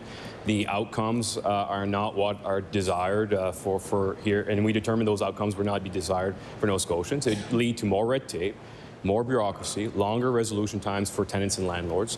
Meanwhile, we're looking forward to making the system better and fairer for both tenants and landlords in Nova Scotia. That's why we brought forward amendments to the legislation, and that's why we're making changes inside the department. Thank you. I recognize the Honourable Member for Bedford South. Thank you, Madam Speaker. And what's strange is that the Minister is the only one making that argument. The Minister and the Premier, when it comes to this issue, love to talk about balance. Balance is the buzzword of the day. And yet, when we deal with residential tenancies enforcement, IPONS and Dow Legal Aid, in a balanced view, both support an enforcement unit.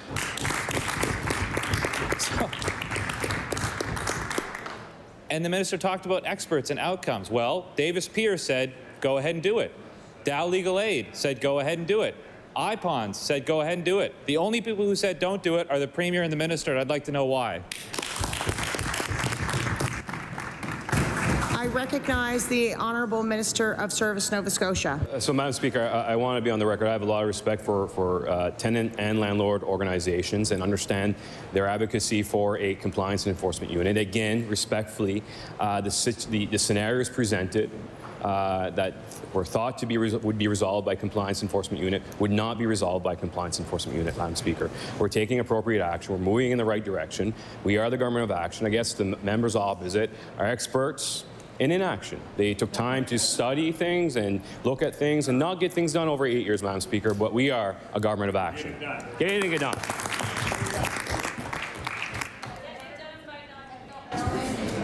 There has been a request to have the document tabled that was quoted from by the Minister of Community Services, if he was quoting. And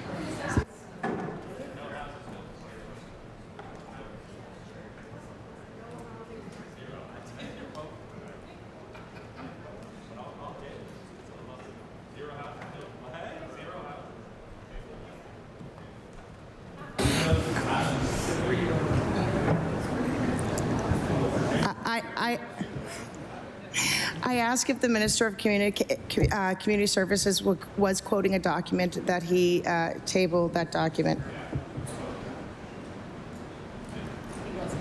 Okay.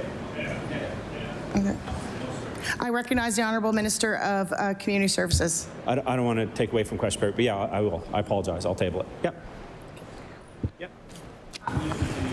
I recognize the Honourable Member of Fairview Clayton Park. Thank you, Madam Speaker. Madam Speaker, in 2021, the PC Party and its platform acknowledged, quote, we have a housing crisis in this province, unquote, but went on to say, quote, our PC government will take action to make housing affordable. 3 years later, the PC government has made a big deal to announce dozens of affordable homes, but our province actually needs thousands. My question to the Minister of Housing is how many deeply affordable homes will we need in the coming years to deal with Nova Scotia's population growth? I recognize the Honourable Minister of Natural Resources. Thank you very much, Madam Speaker, and thank the member opposite for the question. And on behalf of the Minister of Housing, what I would like to share is we've made record investments. For the first time in decades, a government has invested in public housing.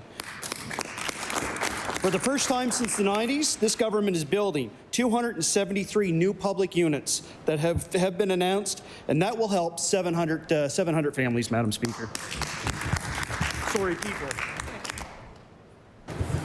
I recognize the Honourable Member for Fairview Clayton Park. Thanks, Madam Speaker. And Madam Speaker, there are statistics that show that housing per capita is down in Nova Scotia, but nowhere in my first question did I say that they aren't doing something. My question was, how much do we need to do in order to keep up with the pace of the population? Because dozens of houses are not keeping up with the pace of our population. Madam Speaker, we need a real plan for housing to ensure Nova Scotians can afford a place to live, not just piecemeal announcements. Most Nova Scotians want to live in market housing and own a home, but our infrastructure is stretched thin. I represent Fairview, which is a diverse, tight-knit community that was built as affordable housing, but people now are having to leave. They're having to sell their homes because it is not affordable in any way, shape, or form. My question to the Minister of Housing is he committed to building entire affordable housing communities? I recognize the Honourable Minister of Natural Resources. Thank you very much, Madam Speaker. Thank the member opposite for the question. And obviously, yes, a couple years ago, Madam Speaker, we said we had a plan for housing, and that included affordable housing. It's not just government taking this initiative as well. There's private sector individuals taking it right across the province. I can speak about a corporation in Oxford, in my hometown, that are building upwards to 25 new homes for people coming to our community. But, Madam Speaker, what is the government doing? I'll tell you, Madam Speaker, $239 million in 3 years in affordable housing. I recognize the Honourable Member for Halifax Needham. Madam Speaker, my question is for the Minister of Community Services. The Minister wants to talk numbers, so let's do that. Yesterday, the minister made the bold claim that his government had cut the by name list in half by a third. That's clearly not the case. Rather than cutting this list by the 400 the minister suggested, we know that the list has actually grown by about 900 people under this government's watch. So, Madam Speaker, my question to the minister is, what is the plan to actually reduce this list, and when will we see it reach zero? I recognize the Honourable Minister of Community Services. I want to thank the member for the question. I don't think I said half and a third. What I said was, and I'll quote again, the Executive Director of the YWCA, Mia, said there are 94 families on the Halifax by name list, and that tracks people experiencing homelessness. These new units will reduce that list by a third. That's what I will table. So words matter, Madam Speaker. And what are we going to do? We're going to invest in my community, your community, their community, and her community. And I hope she's as vocal and supportive outside of the House as she is inside. I recognize the Honourable Minister of Halifax Needham. Thank you, Madam Speaker. And I read the same article as the minister. I just tabled it. But I also want to say record investments and actions to do the work are two different things. So when we talk about money, we need to also show the work. So to 32 families is not the same as 30% of the list. I don't want to diminish what permanent affordable housing means to those families, because it's huge. But at the same time, we heard just last month in committee that one local organization was housing 200 children in hotels and emergency units and turning more away every day. Some of these families have been living in hotels for more than 2 years. So my question to the minister is, what is the plan for permanent housing for the rest of these families? I recognize the Honourable Minister of Community Services. I want to thank you, Madam Speaker. And again, I think I was misquoted there. I said families on the by name list. And I cleared it up, and I can clear it up again, and we'll continue to clear it up. And obviously the member read the article, and the article was very clear. She doesn't have to believe me. She can listen to the YWCA. She can listen to Ads Mouse. And what are we doing? When we first got here, there was 200 supportive housing units across this province. There's now 800. 600 more, with even more to come by the end of the year, Madam Speaker. Madam Speaker, a 360% increase, and that includes $200 million, and that's money going toward the bridge in Dartmouth, which is supporting people, and people are now leaving the bridge that only a few months ago were homeless, and they now have permanent housing. I recognize the Honourable Member for Annapolis.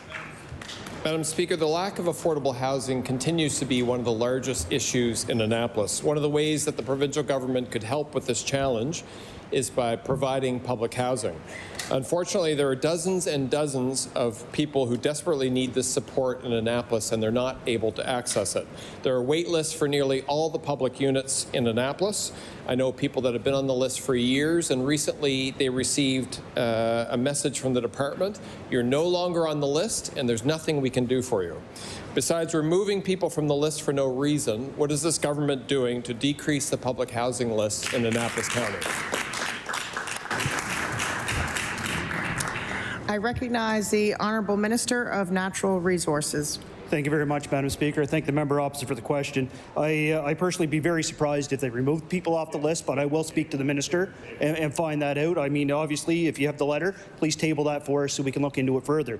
But I will say, this government's not doing anything. $240 million in 3 years is nothing to shake a stick at. We've made announcements for the first time in decades for affordable housing. We have a plan forward, and we will continue to carry this plan forward to help people in your constituency, but all across this province.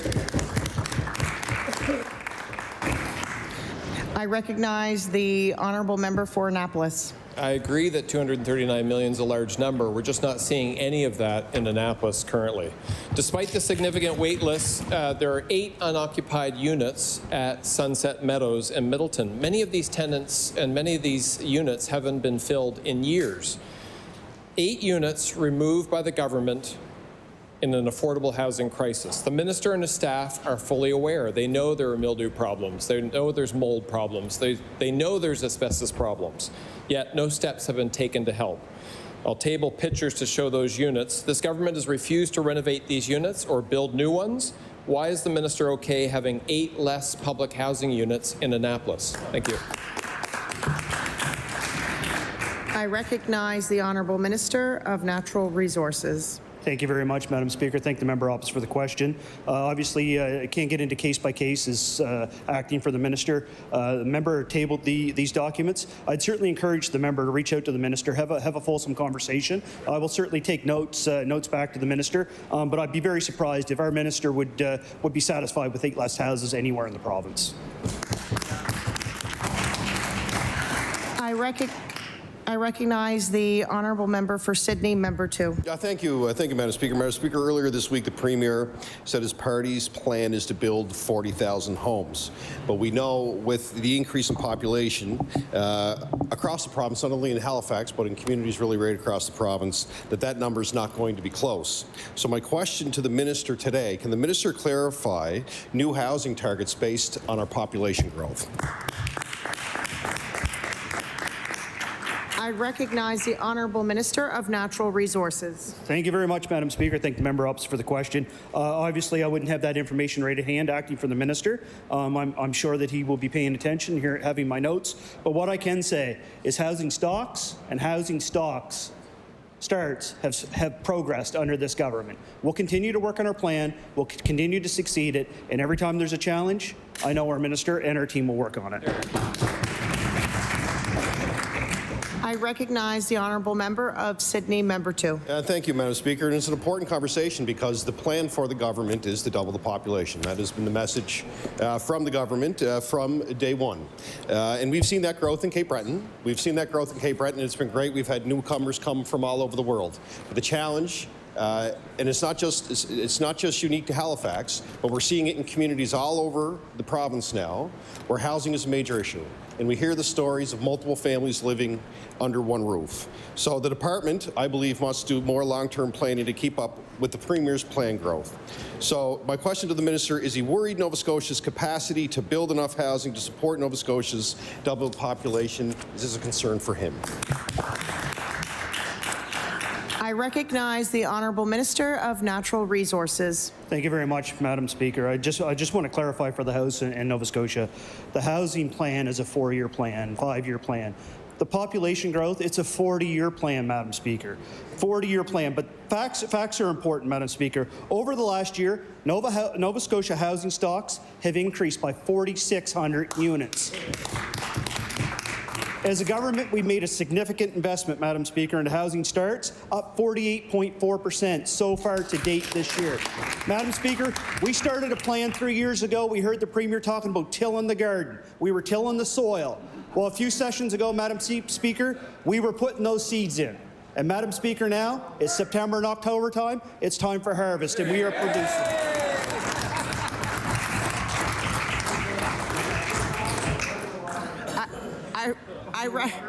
I recognize the honourable member for Cumberland North. Thank you, Madam Speaker. My question is for the Minister of Health and Wellness. When a person in Cumberland County needs to be admitted to the hospital, there's a very good chance they'll spend hours, if not days, waiting in the emergency department. And there's many reasons, including many people waiting for long-term care. In fact, in Northern Zone alone, there's 112 people waiting in an acute care hospital bed waiting for long-term care.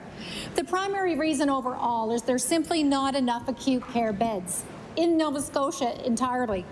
Since Cumberland Regional opened in 2002, there's been many changes made to the physical building, and in fact, there's planning being done for a major expansion. In December of 2020, there was an announcement made for Yarmouth and Cumberland, and I'm wondering if the Minister of Health can tell us why the expansion has not started in Cumberland when it has started in Yarmouth. Thank you, Madam Speaker.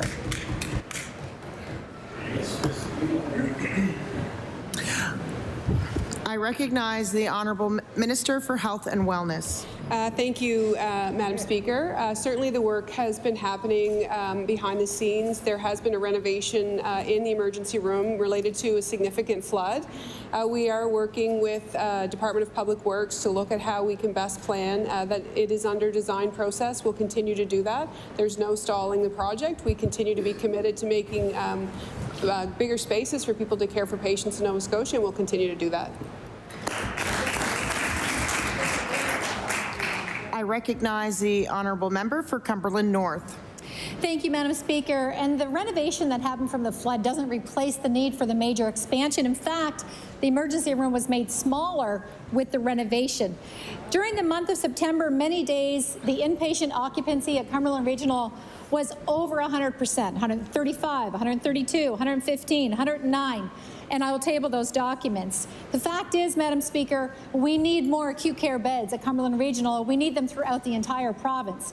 My question to the Minister of Health and Wellness is, will more acute care beds be made as part of the plan for the expansion for Cumberland Regional? We need palliative care beds, we need psych beds, we need more acute care beds. When will this be done, and can she please give the people a timeline, an actual date when construction will start? I recognize the honourable Minister of Health and Wellness. Thank you, Madam Speaker. And certainly as a province, we continue to plan for population growth. We look at the chronic disease burden that many Nova Scotians carry. We look at our aging population, and we know that we are severely underbedded because of lack of investment over many, many years, not only in our acute care system, but in our long-term care system as well. We continue to plan across the province to understand how people utilize and access care. We will continue to do that. I have great faith in the teams that are working on these projects. We are working as quickly as we can to address being underbedded both in acute care as well as long-term care. I recognize the honourable member for Halifax Citadel Sable Island. Madam Speaker, my question is for the Minister of Community Services. I know that the Minister is well aware of the University Avenue homeless encampment in my riding, and that is growing. I've heard from folks living there, concerned neighbours, many Nova Scotia Health employees, and families going to the IWK, the Dixon Building, and the Nova Scotia Rehab Centre, all saying what we already know. People shouldn't be living in tents, and everyone has a right to safe, permanent, dignified housing. Madam Speaker, what is the pathway towards a home for people living in tents in my riding? I recognize the Honourable Minister of Community Services. I want to thank the member for the question. Everybody deserves and has a right to a safe, dignified home. And that's what we're working on. We're working with our partners, whether it's HRM, and we're working with our service providers, Welcome Housing. We're working with Shelter Nova Scotia. We have people on the ground right now gathering information. And not only that, but we're seeing the tents now on University Avenue. People are leaving those tents now, and they're going to safe, affordable housing. The truth of the matter is that depending on the individual, not all one size fits all. So we have to make sure that people get the housing they need, the resources they need, and there is a plan in place, and we're going to be working day to day, night to night with HRM, and we're going to be, we'll see movement really soon, Madam Speaker. I recognize the Honourable Member for Halifax Citadel Sable Island.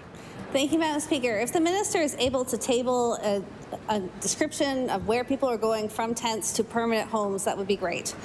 It's unacceptable to make the increasing number of seniors experiencing homelessness go through the channels of overnight shelters, pallets, and tiny homes before they are offered permanent, affordable housing. As Judy, a 77-year-old woman living unhoused in my riding, explained, it's not home. It's not where I want to be. I go to bed crying every night. I need to be out of here, and I've tabled that. Madam Speaker, when will this government provide a permanent, affordable home to Judy, her husband, and the increasing number of seniors who are finding themselves in similar situations? I recognize the Honourable Minister of Community Services. Thank you, Madam Speaker, and I thank the member for the question. I mean, we're not going to stand here in the legislature and tell people we're housing individuals. That's a personal thing. It's a privacy issue.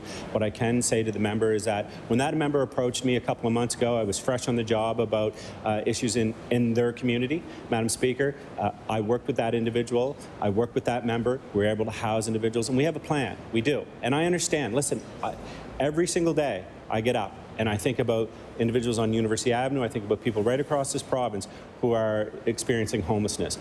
We are dedicated to that. We are working with HRM. In fact, Madam Speaker, we are meeting with our service providers twice a week, and we have a plan. And I would say to the member, she'll see action. They will see action very soon. Order.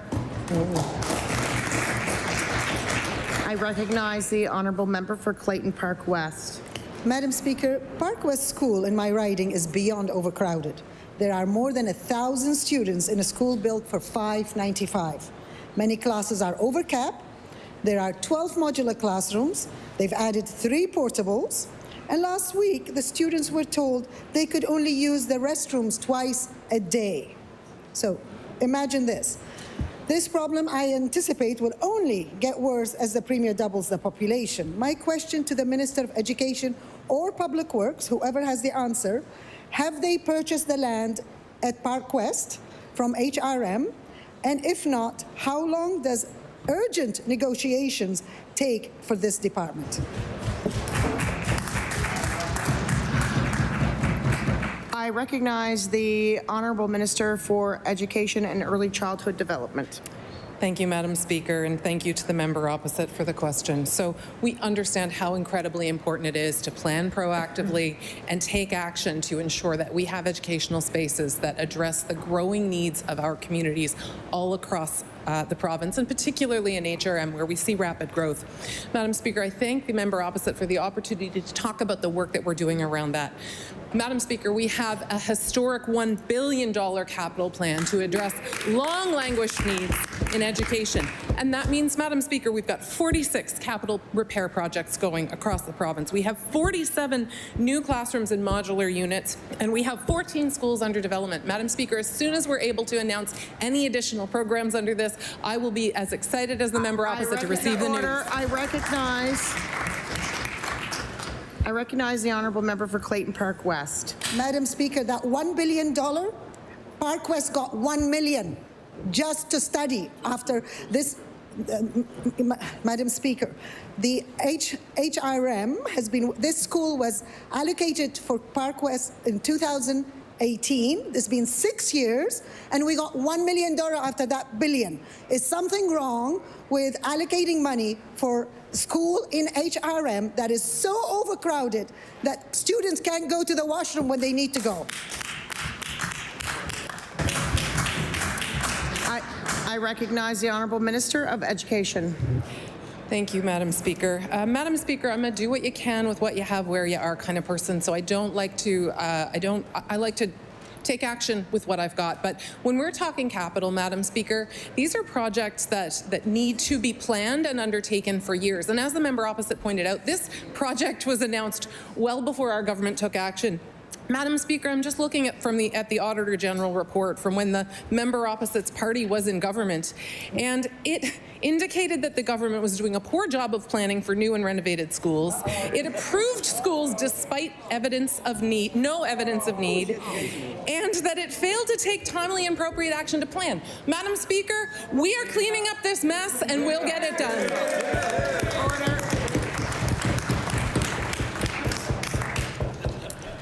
I recognize the honourable member for Halifax Armdale. Thank you, Madam Speaker. I know I don't have that much time, but I would like to ask this question. The Minister of Service, Nova Scotia, I'm just wondering, this 5% cap, Order. What base was the Order. Order, please. The time allotted for oral questions put by the members of ministers has expired. I would like to recognize the Honourable Minister of Communications. Oh, no, sorry, Community Services. I barely have a grasp of the English language. That is not one for me. Madam Speaker, I do want to table the document, but I will say in my eagerness, I maybe read it incorrectly. What I meant to say, the percentage increase was stagnant. The percentage increase was 0 and it was stagnant. So thank you, Madam Speaker, and I will table that document. I was.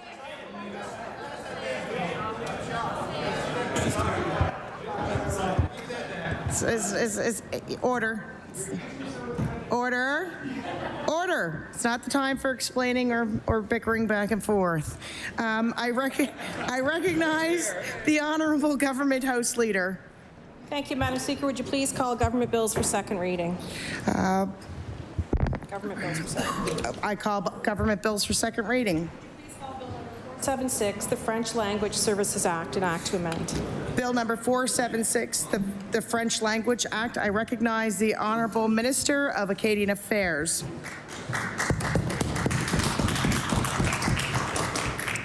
Merci, Madame la Présidente. Thank you very much, Madam Speaker. I'll deliver some remarks en français, followed by en anglais. Madame la Présidente, je propose que le projet de loi 476, ou comme on dit chez nous 476, la loi pour la modification du chapitre 26 des lois de 2004, la loi sur les services en français, soit maintenant lue une deuxième fois. Madame la Présidente, je suis ravi de parler aujourd'hui des modifications proposées à la loi sur les services en français. Ces modifications permettront au gouvernement de renforcer son engagement envers la communauté acadienne et francophone de la Nouvelle-Écosse, une population croissante. La francophonie néo-écossaise est la plus ancienne au Canada et elle est dynamique. Cette année est le 20e anniversaire de l'adoption de la loi en 2004 et il s'agit d'un rappel de l'histoire du peuple acadien depuis le début des années 1600. L'équipe de l'Office des affaires acadiennes et de la francophonie travaille en étroite collaboration avec la Fédération acadienne de la Nouvelle-Écosse, qui est l'organisme porte-parole officiel de la population acadienne et francophone de la province. Et je tiens à les remercier sincèrement. Nous avons plusieurs collectivités acadiennes et francophones à l'échelle de la province, de chez nous à Argyle, Clare, Rive-Sud, la vallée d'Annapolis, Halifax, Chesapeake, Truro, Pomquet, Torbay, Île-Madame, Sydney et Chéticamp. En Nouvelle-Écosse, le français est la langue maternelle d'environ 35 000 personnes et il est parlé par plus de 100 000 personnes. C'est pourquoi je suis ravi aujourd'hui de proposer ces modifications à la loi sur les services en français. Ces changements législatifs nous permettront de mieux adapter les programmes et les services aux priorités et aux besoins changeants de la communauté. Plus précisément, les modifications proposées reconnaîtront les francophones de la Nouvelle-Écosse qui contribuent à la diversité et au dynamisme de la province, mettront en évidence le rôle important de la langue française dans le développement de la communauté acadienne et francophone, exigeront une révision de cette loi tous les 10 ans, changeront la définition du ministre responsable de la loi au ministre des Affaires acadiennes et de la francophonie, ajouteront des dispositions précises au sujet du rôle du ministre en ce qui trait à offrir des conseils au gouvernement sur l'utilisation de la langue française et ajouteront le comité consultatif du ministre à la loi. En proposant ces modifications, nous renforçons notre engagement envers la communauté acadienne et francophone croissante à la Nouvelle-Écosse.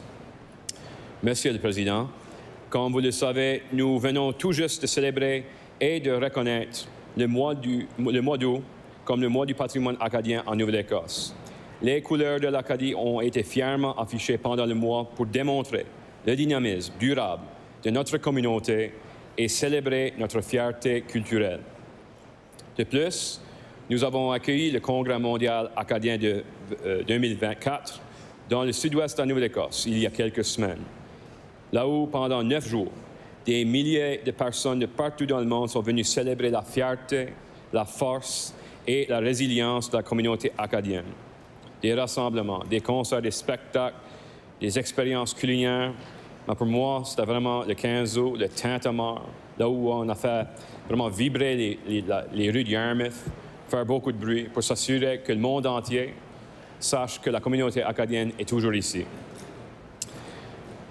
Cette loi est encore une autre preuve de notre engagement de notre gouvernement envers le peuple acadien et francophone, notamment l'ajout de notre stratégie d'immigration francophone, la loi sur le CSAP, la bonification de notre budget et pour appuyer les fonds communautaires et nos organismes communautaires.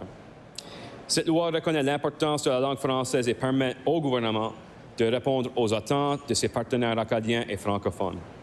La loi contribue à la préservation et à la croissance de la communauté et assure la prestation de services en français par les institutions publiques désignées.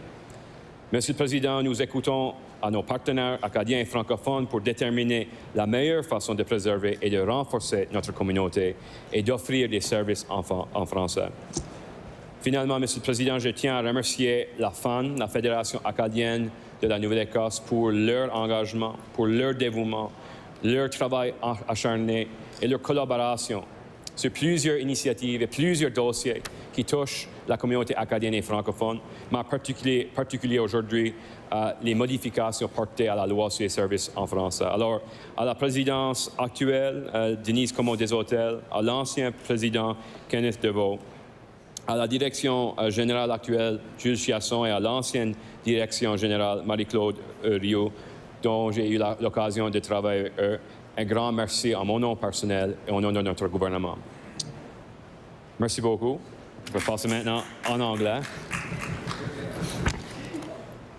Mr. Speaker, I move that Bill 476, an act to amend Chapter 26 of the Acts of 2004, the French Language Services Act, be now read a second time. Mr. Speaker, I'm pleased to provide remarks today on the proposed amendments to the French Language Services Act. These amendments will allow government to strengthen its commitment to serve Nova Scotia's growing Acadian and Francophone community. Our community, Nova Scotia's Acadian Francophonie, is the oldest in Canada, and it is vibrant. This year marks the 20th anniversary, 20 years, since the Act was introduced in 2004, and it is a reminder of our province's deep historical ties of the Acadian people since the early 1600s. My office, the Office of Acadian Affairs and Francophonie, our team works very closely with La Fédération Acadienne de la Nouvelle-Écosse, which is the official organization or spokesperson for the province's Acadian and Francophone community. We have a number of Francophone communities across the province, whether it be home in Argyle, down moving up the shore to Clare, Rive-Sud, the Annapolis Valley, Halifax, Chesapeake, Truro, Pumpket, Torbay, Île-Madame, Sydney, and Cheticon. With about 35,000 Nova Scotians who speak French as their first language and more than 100,000 Nova Scotians who speak French, I am very pleased, Mr. Speaker, to bring forward these amendments to the French Language Services Act. These legislative changes will allow us to better align programs and services with the changing needs and priorities of the community. Specifically, proposed amendments will recognize French-speaking Nova Scotians as contributing to the province's diversity and vibrancy, highlight the important role of the French language in the development of the Acadian and Francophone community, require a review of the Act every 10 years, change the definition of the minister responsible to the Act to the Minister of Acadian Affairs and Francophonie, add specific language around the minister's role in advising government on the use of French language, and add the minister's advisory committee to the Act. By bringing forward these amendments, we are strengthening our commitment to serving Nova Scotia's growing Acadian and Francophone community. As you're aware, we just celebrated and recognized August as Acadian Heritage Month for the first time in Nova Scotia, and the colours of Acadie were proudly on display throughout the month as we showcased our community's enduring vitality and celebrated our cultural pride. Additionally, we hosted the Congrès Mondial 2024 in southwestern Nova Scotia a few weeks ago. Over 9 days, thousands of people from around the world celebrated the pride, the strength, and the resiliency of the Acadian community. And I've never been prouder, whether it be through concerts and different culinary experiences, our family gatherings, or particularly August 15th, whether it be the concert at the airport in Yarmouth, or for me, the Tantamar, where we made lots of noise and made sure the streets of Yarmouth were shaking. I think they still are shaking with all the noise. It was a very special moment for our community. This legislation, Mr. Speaker, is further evidence of our government's commitment to Acadians and Francophones of Nova Scotia. It recognizes the importance of the French language and enables government to respond to and meet the expectations of our Acadian and Francophone partners. The Act contributes to the preservation and growth of the Acadian Francophone community and provides for the delivery of French language services by designated public institutions. Mr. Speaker, we are listening to our Acadian and Francophone partners on how to best preserve and grow these communities and deliver French services.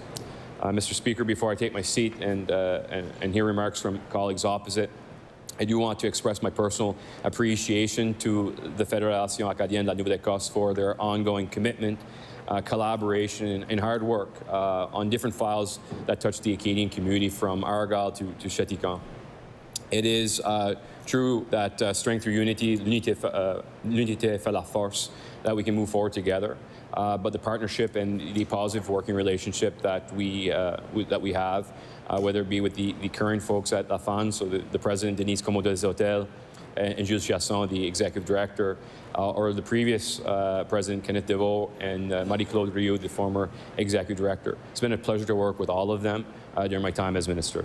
So with those few words en français et en anglais, Mr. Speaker, it's my pleasure to hear from colleagues opposite. Merci beaucoup. I recognize the honourable member Clare. Thank you, Mr. Speaker. Merci, Monsieur le Président. So, en grande ligne, supportons ce programme de loi. Les chances, c'est des chances positives, je dirais, en grande ligne.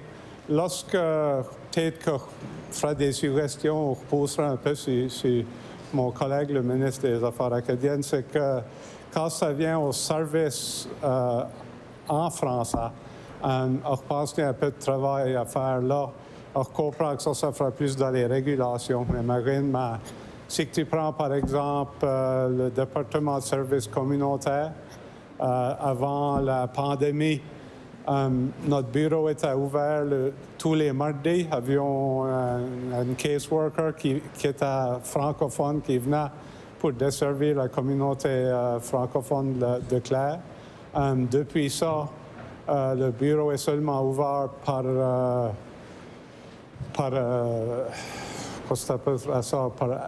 faut faire un appointement.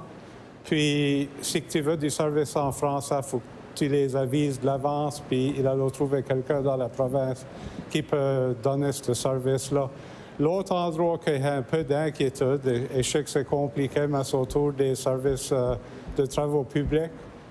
Lorsque les gérants, maintenant, dans notre circonscription de Clare, avons un des deux gérants qui est un francophone, mais avec du temps, est-ce qu'ils prennent sa retraite, il y a une bonne chance qu'il y avoir deux personnes complètement anglophones qui créent un autre problème pour des services en français. On comprend que la loi même aujourd'hui que le ministre a présentée n'adresse pas nécessairement ça, mais je sais que c'est dans son mandat pour essayer d'adresser ces situations-là. Et il demandera de garder à ça et peut-être faire des modifications en termes des règlements ou pousser les départements sur le mandat qu'il a. Et en disant ça, allons supporter la loi et hâte de voir ce que le comité et les membres du public auront dit. So I'll try to repeat myself as best I can, Mr. President, Mr. Chair. And we're supportive of the bill. I think in overall it's a really good bill. Anything that strengthens and supports the Acadian communities is a positive in my mind and all the communities across the province. Where I would maybe push the minister a little bit on is when it comes to the actual French language services. So 2 examples I'll raise is one, community services, where the office in Metegan was open Tuesdays, and we had did have French services there with a caseworker that spoke French. COVID came.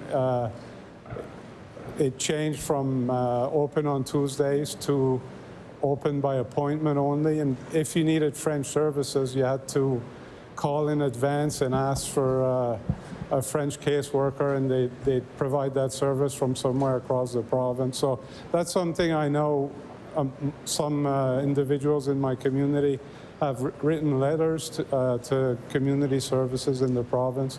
The other issue that's not an issue right now, but I can see it coming, is Public Works, the French service through Public Works. So 2 of the managers there, we have 2. One of them is currently bilingual French, so but eventually he'll take his retirement.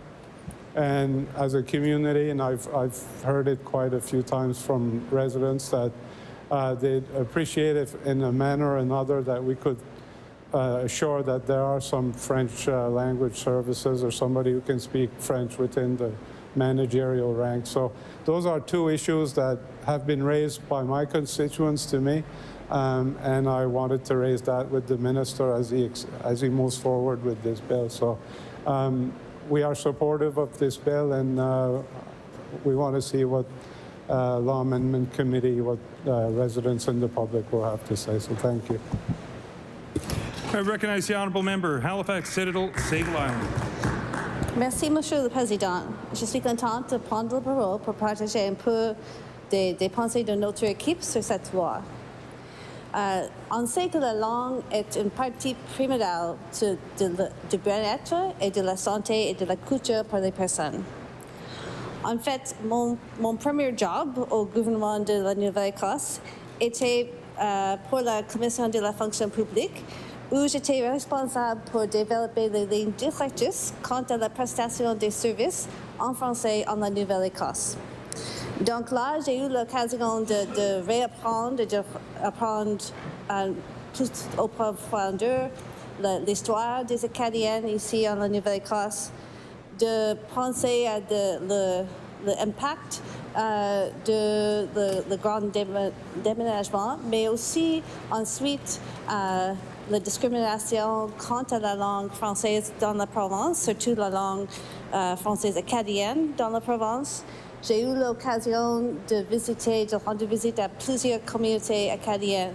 Et donc, avec tout ça, j'ai pris et j'ai développé des lignes directrices pour la prestation de services de naissance jusqu'à la fin de vie, c'est-à-dire birth to grave.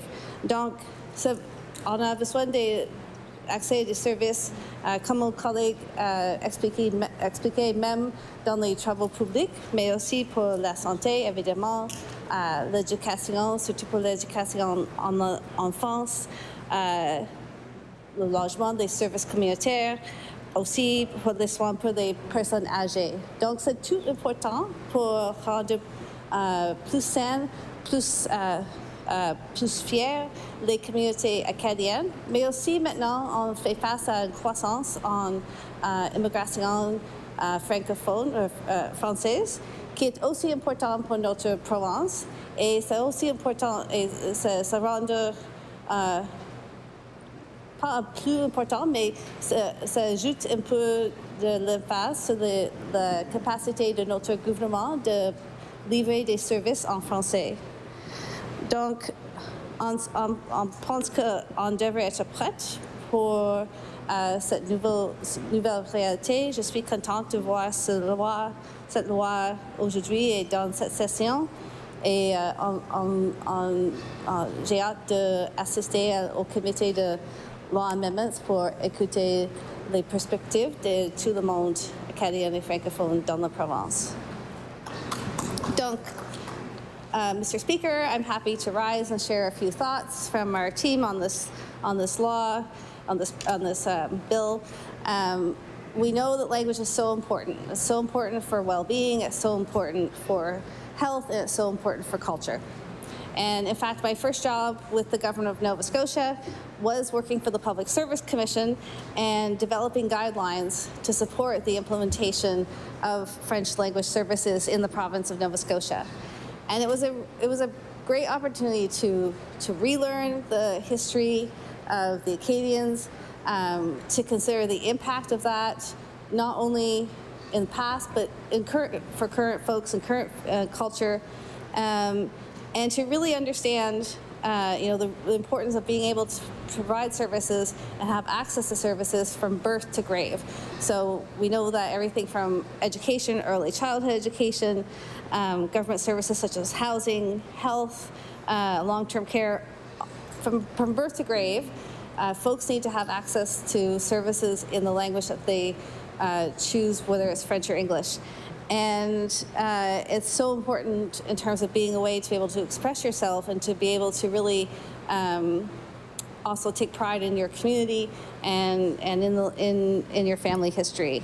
I also think that we're seeing a commitment to French immigration. We're seeing growth in French immigration to this province.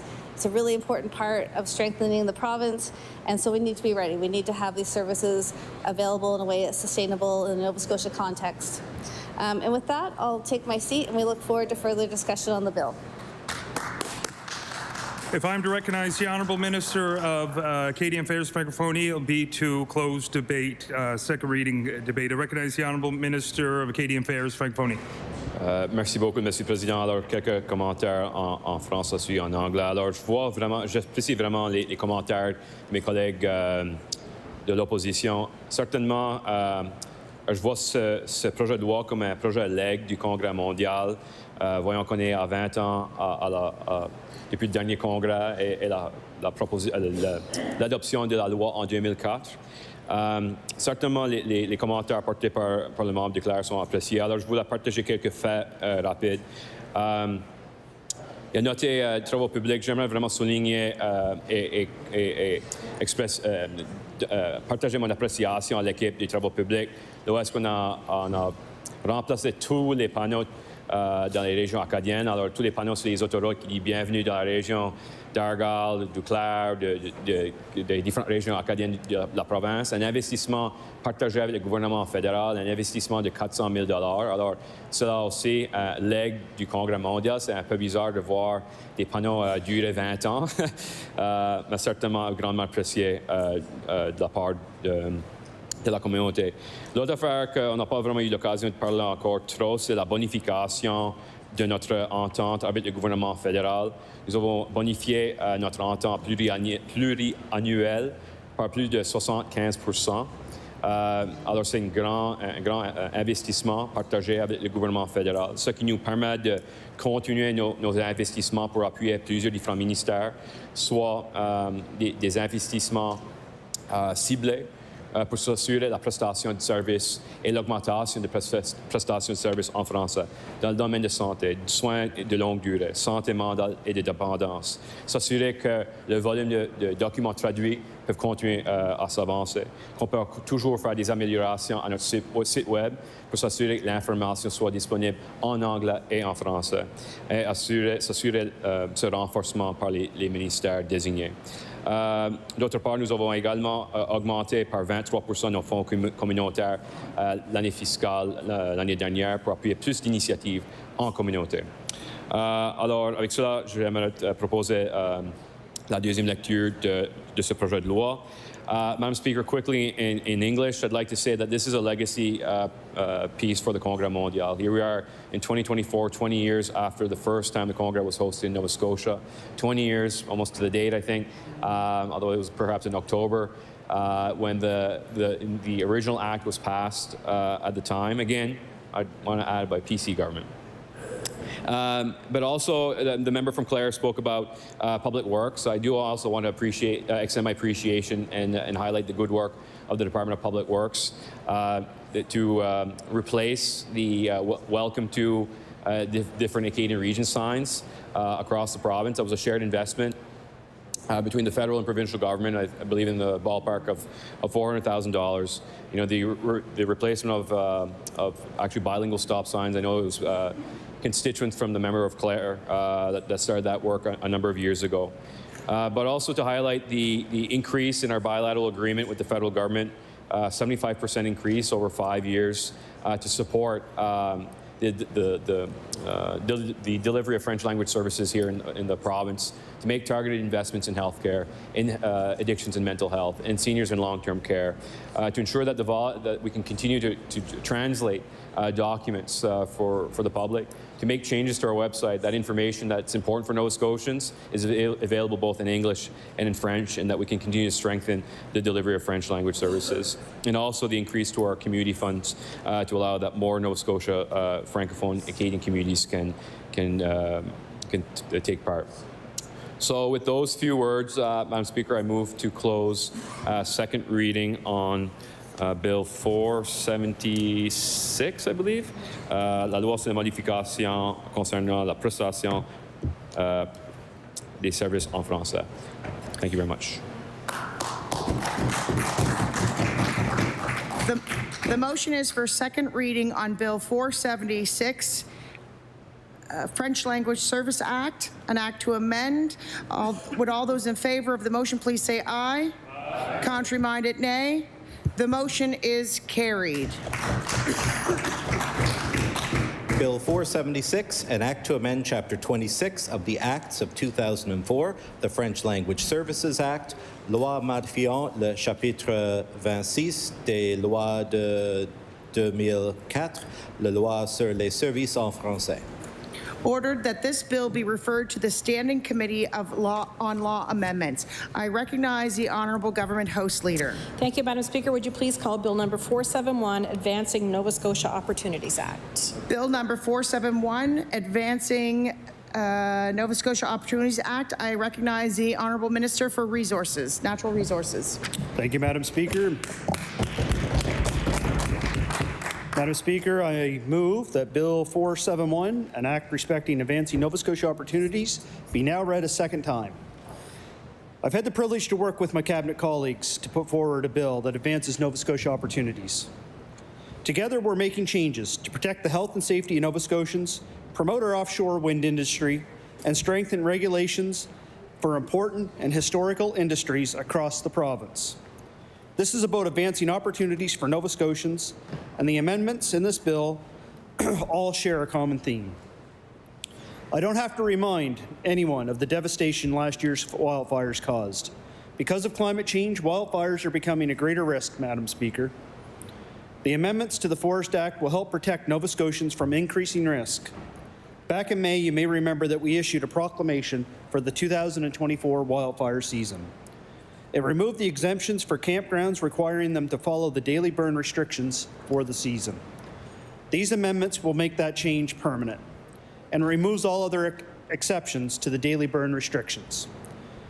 It doesn't matter how close or how far away from the woods you are, you have to follow them.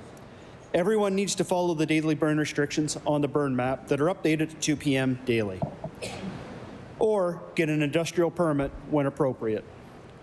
Madam Speaker, you will also recall that we increased the fine that can be issued with a summary offence ticket to $25,000 in this wildfire season.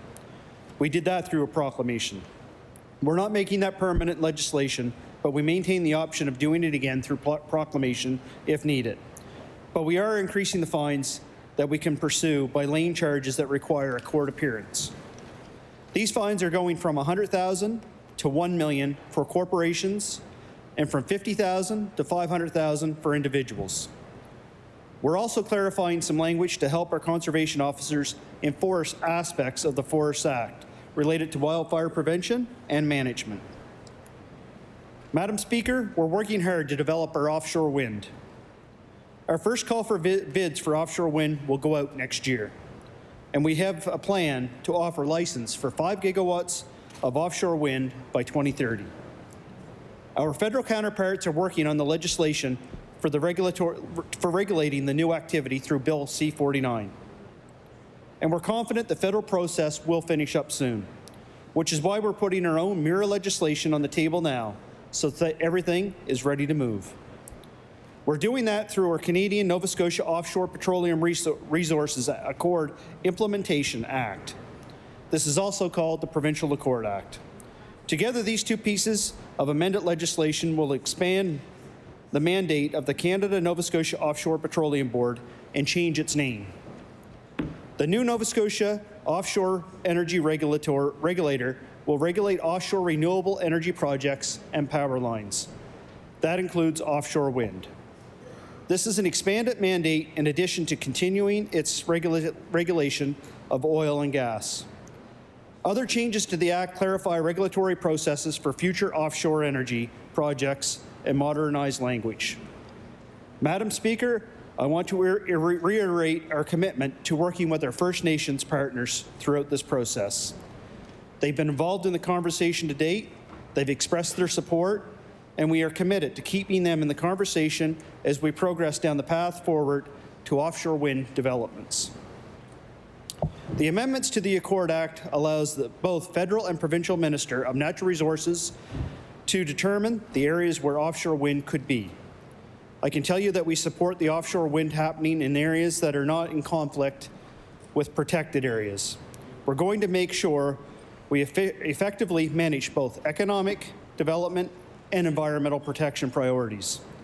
We're also being proactive and preparing for the potential that Bill C-49 won't pass in time for a commitment to do the first call for offshore wind in 2025. That's what the amendments to the Marine Renewable Act are for.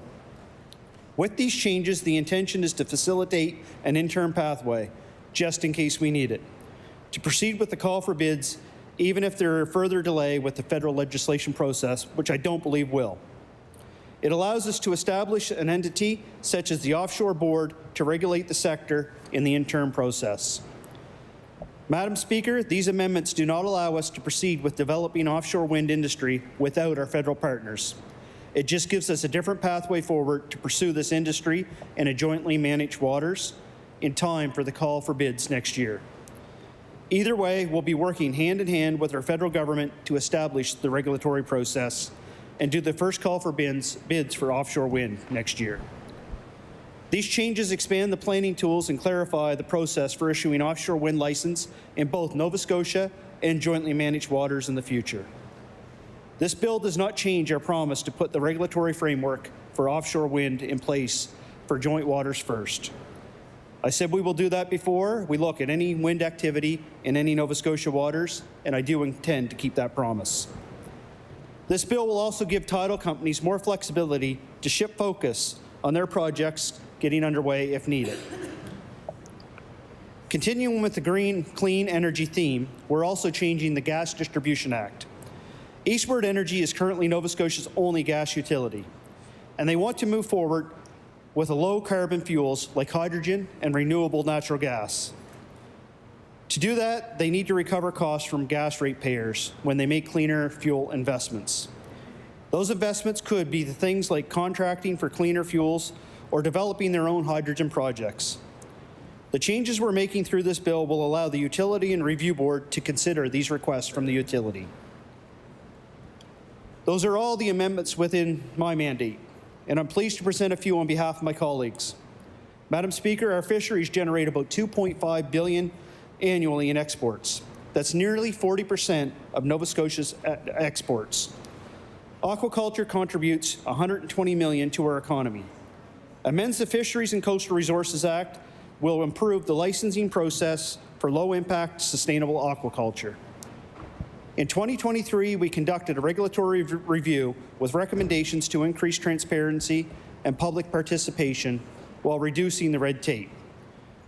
The amendment to the Act will streamline regulations for shellfish and aquaculture plants promoting sustainable growth.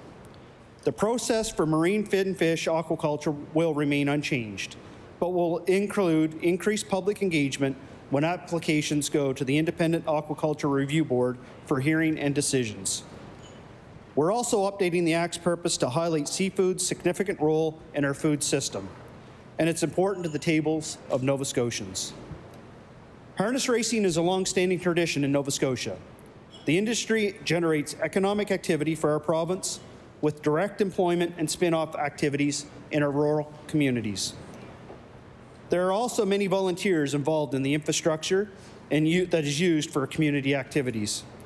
Harness racing here is regulated under the Atlantic Provinces Harness Racing Commission.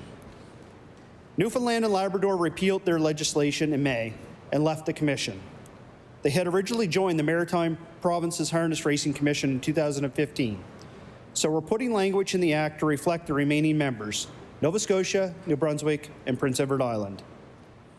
This bill removes Newfoundland and Labrador from the Atlantic Provinces Harness Racing Commission and renames the commission back to the Maritime Provinces Harness Racing Commission. It will also change the quorum requirements to reflect the three remaining provinces. These changes will support the continuation of harness racing here in Nova Scotia. And finally, Madam Speaker, we're making amendments to the Public Procurement Act. They support the changes announced in July that will help ensure that Nova Scotia's process for procuring goods and services are aligned with our goals to support Nova Scotia businesses. Basically, if a Nova Scotia business is within 10% of a leading bid for a government contract, and the other bidder is not Nova Scotian business, the province awards a contract to the Nova Scotia business. This, of course, is within the Canada Free Trade Agreement limits. These changes give all public sector entities the discretion to do the same. It isn't new for the province to do a great deal of, sorry, I can't speak this afternoon, new for the province to be doing a great deal of supporting with local businesses. These amendments will go even further to ensure we're supporting Nova Scotia businesses.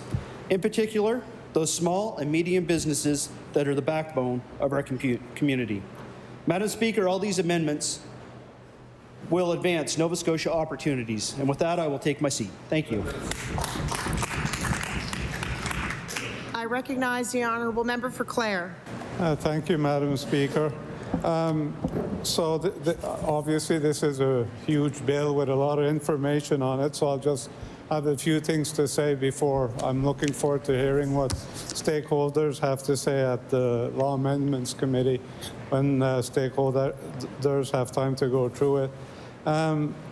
On the Canada-Nova Scotia Offshore Petroleum Resources Accord implementation, maybe one issue that I raised during the bill briefing and I have questions around is offshore wind and what exactly that looks like, especially around marine protected areas. So I know the federal government has proposals around that and are doing consultation. And I've attended a few at the consultation meeting. So it was, part of the discussion was around if windmills would be allowed within those marine protected areas, which from the indications I got was not being considered at the time. So one question I would have for the minister is, does this bill have any impact on those consultations, and will it ultimately allow offshore wind to be installed or part of the marine protected areas? On the Fisheries and Coastal Resources Act, there are a few of the changes that I think are very good, like additional consultation, which I think that's always a plus. I do like the fact that production of shellfish and aquatic plants will be under the administrator's authority and won't have to go through the entire process that, say, a finfish company would have to go through, because that's something I've heard over and over, as I'm sure the minister has as well. For a lot of these shellfish companies, they're smaller companies that can't afford, or it's very difficult for them to afford to go through the regulatory process. So I think that'll be a positive change, in my opinion. One area, and this is maybe where the minister, if he feels that he wants to clarify, is around the clause, the amendment that would come, proposal to advance applications, 47A. It says the amendment where, so that would be, yeah, the minister's discretion not to advance applications for aquaculture licenses or leases due to non-compliance. So it says where, not, it would be, I guess, after 47A5, it would be adds where the opinion of the minister on application does not comply with all the terms and conditions in an option to lease issued pursuant to section 44A, the minister may, and the minister's discretion, and one, if you go to B, reject the application. So I just want some clarification around the minister's authority versus what the Nova Scotia Aquaculture and Review Board. So does this mean that at the end of the day, when the process is that the minister has the authority to reject the application, and where do you distinguish the Nova Scotia Aquaculture Review Board authority versus the ministers? Because as you know, for an industry to thrive, it needs regulatory certainty. So if, I mean, I'm asking or questioning if this creates another aspect where the industry is wondering, you know, after doing all these multi-million-dollar investments, if the minister can just decide that, in his opinion, that it doesn't meet the requirements. Because I know I've heard from the aquaculture industry that there are some concerns around certainty or support from the government on, and you know, you can debate if you support aquaculture or don't support aquaculture, but if it is a priority of the government, then there should be certainty around the regulation. So yeah, you have the coastal classification map that's coming out soon with these changes, and I know the Premier has made comments regarding certain applications that have raised some concern with the industry. So all that put together, I guess if the Minister of Fisheries and Aquaculture would like to clarify what his authority is and how he sees if does this create regulatory uncertainty for the industry? So I'll leave it at that. I want to hear what the stakeholders have to say at law amendments, but certainly, like any bill, there are good things in it and some that raise some concern, so I leave it at that. Thank you, Madam Chair. I recognize the honourable member of Dartmouth North. Thank you very much, Madam Speaker, and I'm happy to rise and give a few short remarks on behalf of my caucus regarding this bill, which in the government's own words is an omnibus bill.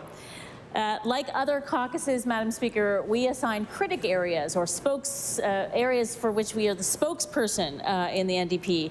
And so for this bill, it was understandably difficult to figure out who was going to speak to the bill. And I'm sure our friends in the Liberal caucus had a similar situation. The bill covers many wide and unrelated subjects. So I don't want to talk too much about the implications of an omnibus bill like this one. I can't even say it, so why talk about it? But I am the natural resources critic for the NDP, so I thought I would say a few words, but I just want to start by saying I find it strange to be providing comments on a piece of legislation as the natural resources critic that also touches on harness racing and procurement and aquaculture licensing. So maybe we'll hear more about that another time. But from the natural resources perspective, I will give some general words of support on the expansion of the renewable wind energy. And Nova Scotians, as you know, Madam Speaker, pay high amounts for quite dirty electricity, and any movement towards getting our province off of coal and toward a greener grid is a welcome one. Excuse me, developing not one but two regulatory pathways for offshore wind projects is no small proposal. And so to have something of this significance and detail lumped into a bill amending 7 other pieces of legislation across 4 different departments, in my opinion, makes little sense. Excuse me.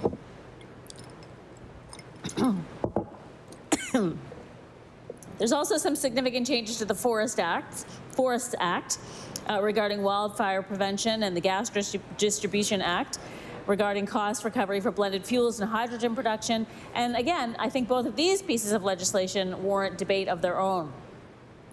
I think that many of us are naturally suspicious about this type of omnibus bill and the intentions behind it. We've seen controversial amendments tucked inside of this kind of bill in the past.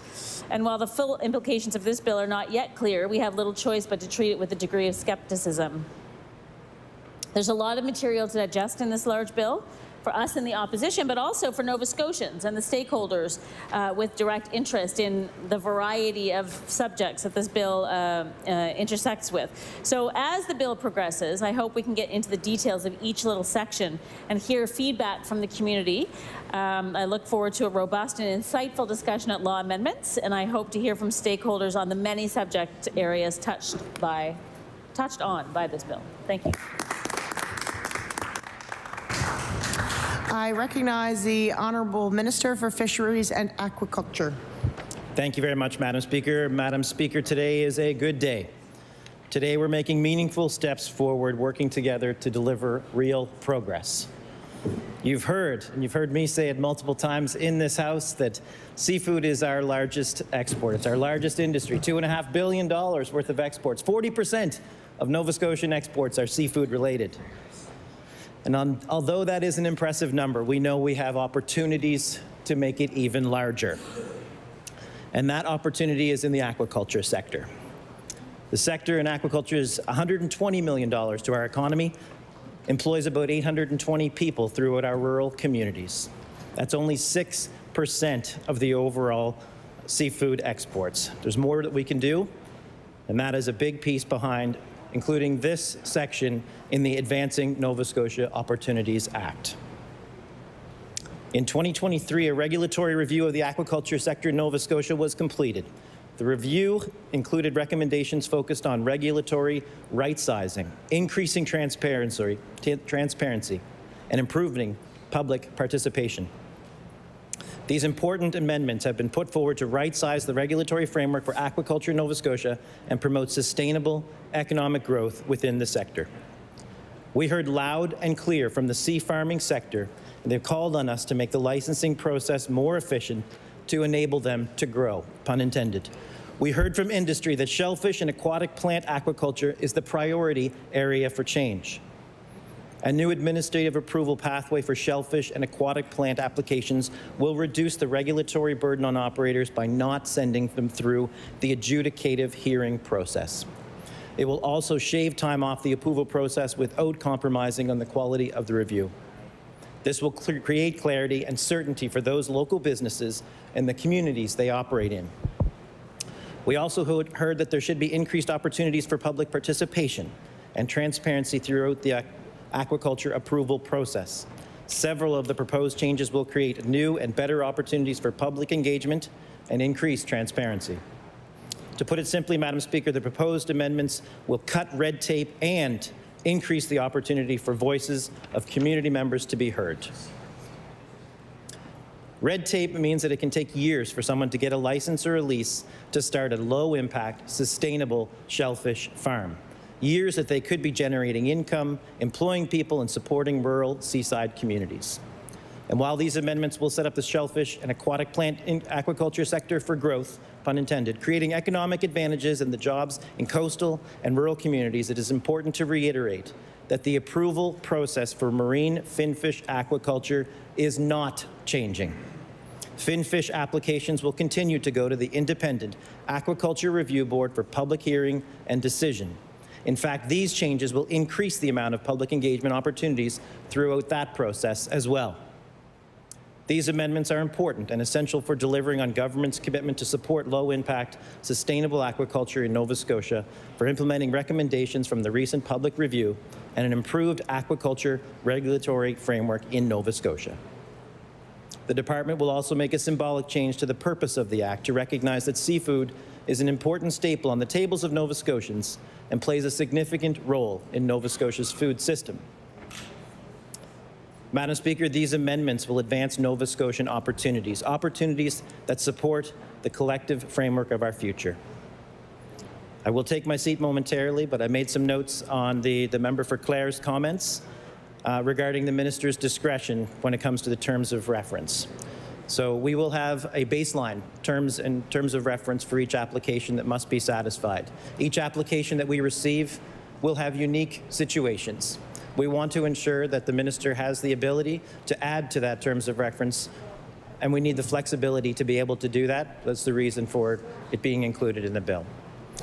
With that, Madam Speaker, I'm pleased to offer those comments on Bill 471.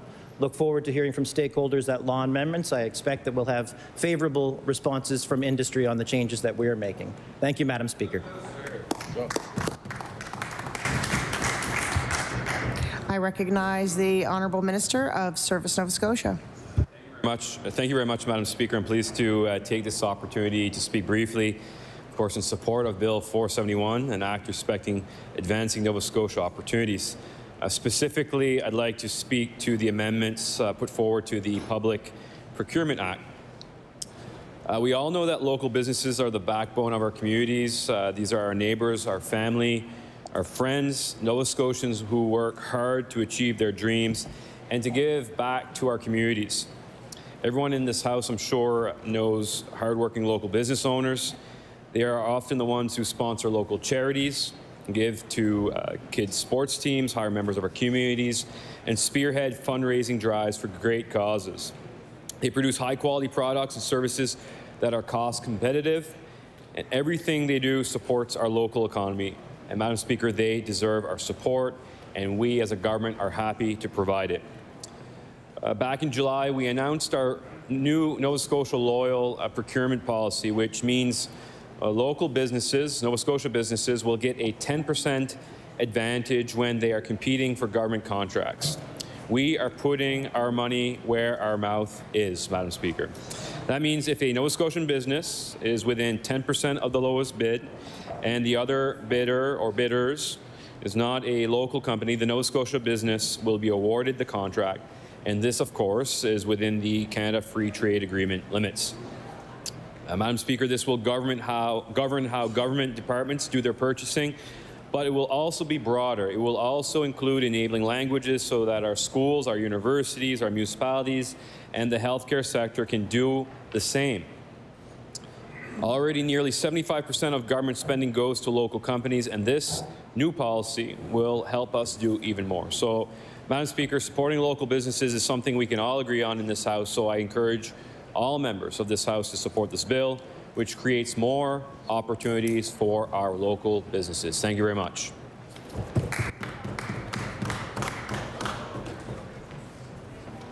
If I am to recognize the Honourable Minister of Natural Resources, it will be to close debate on second reading. The Honourable Minister of Natural Resources. Thank you very much, Madam Speaker. I thank the members opposite for the positive feedback and conversation and general support for the bill, Madam Speaker. But in all honesty, it is a big bill, but there's not a lot in here that hasn't been talked about over the course of the last 2 years. And with that, Madam Speaker, I move to close debate on Bill 471. The motion is for second reading of Bill 471. Advancing Nova Scotia's opportunities. Would all those in favor of the motion please say aye? Aye. Contrary-minded, nay. The motion is carried. Bill 471, an act respecting advancing Nova Scotia opportunities. Ordered that the bill be referred to the Standing Committee on Law Amendments.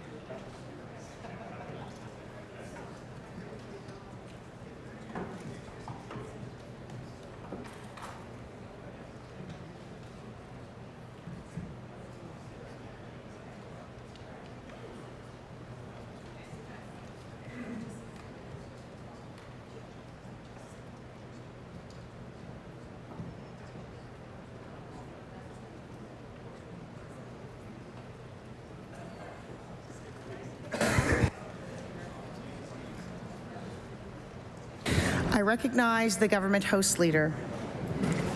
Thank you, Madam Speaker. Madam Speaker, I request unanimous consent of Bill number 482, an act to declare intimate partner violence an epidemic. I ask this to be read, second and third reading, and to bypass law amendments and committee of the whole House. There has been a request. Is it agreed? Agreed. I recognize the Honourable Government House Leader. Thank you, Madam Speaker. I ask that you please call Bill number 482, an act to declare intimate partner violence an epidemic, for second reading.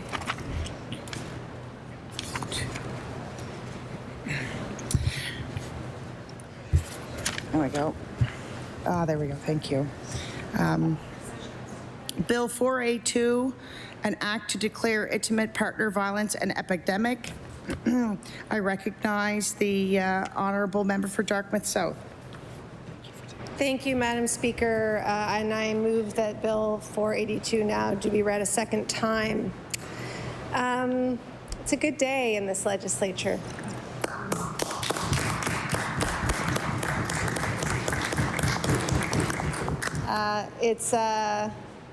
If you're here long enough, these moments happen like shooting stars, where we all come together, usually somewhat unexpectedly, and we do what's right at the right time. And this is one of those moments. By passing this legislation today, declaring intimate partner violence an epidemic, we are enshrining the findings of the Mass Casualty Commission in law in this House. We are coming together as legislators to acknowledge the depth of this issue, the fact that 30% of women report being the victims of physical or sexual violence at the hands of their partner. That means many of us in this chamber have experienced that, our friends, our families. And the reason that those numbers aren't changing is because of stigma. And today we are all doing a very important thing. This is not just symbolic. This is not just symbolic.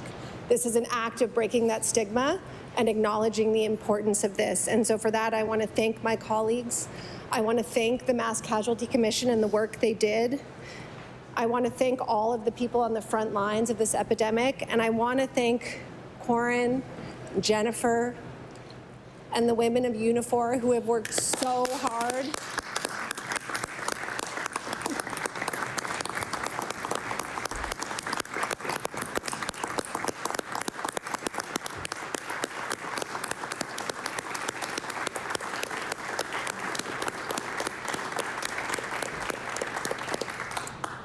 We see you, we hear you, we love you, and we are all committed to this change.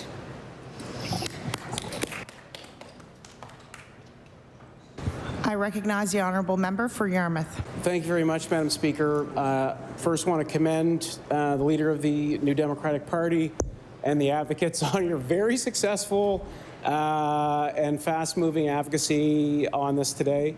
I know that the folks in the audience have spoken on behalf of women across this province that have been experiencing gender-based and domestic violence in their own homes. As those individuals told me, sometimes going to work is the only place where you can be safe.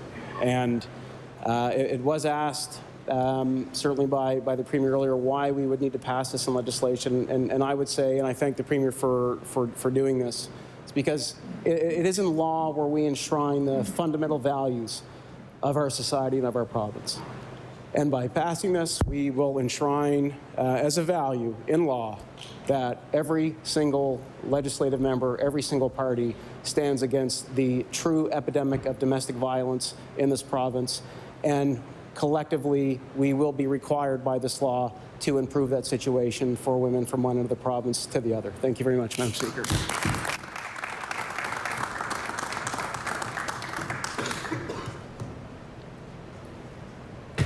I recognize the honourable member for Cumberland North. Thank you, Madam Speaker. I just want to stand and say thank you to the NDP caucus for bringing this bill forward. I want to thank the Premier and the government for passing this bill. I want to thank the advocates that are here, as well as the many other advocates across our province. And certainly, we all know that this is an epidemic, and in my area that I represent, we know it all too well after Portapic, and we are still living with the effects of that. Last year, a Cumberland County woman was killed by her partner. A few months ago, a Cumberland County woman was killed at the hands of her husband, and this affects each and every one of us, and I want to thank everyone in this House for passing this bill. Thank you.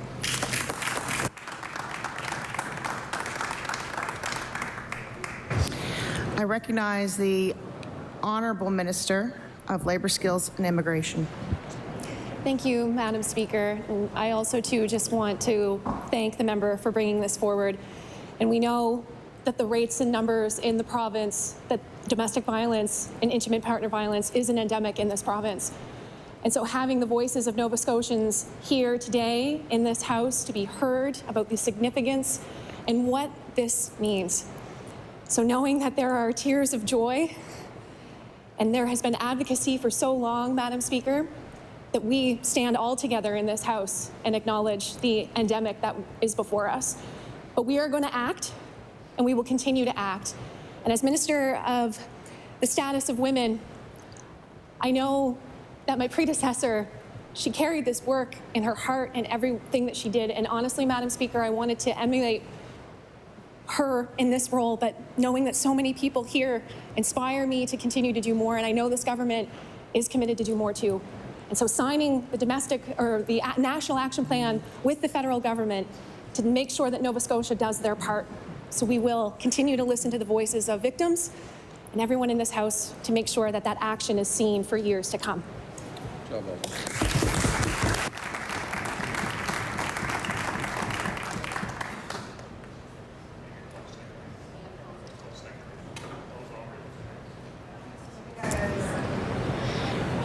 if I am to recognize the honourable member for Dartmouth South, it will be to close second reading on this bill. I don't have the name of it. I don't. I move that we close second reading on Bill 482. The motion is for second reading of Bill 482, to close second reading of Bill 482. Would all those in favor of the motion please say aye? Aye. Contrary-minded, nay. The motion is carried.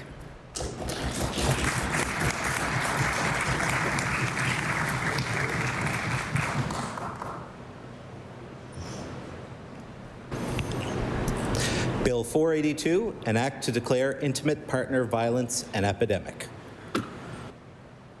Ordered that the bill be read.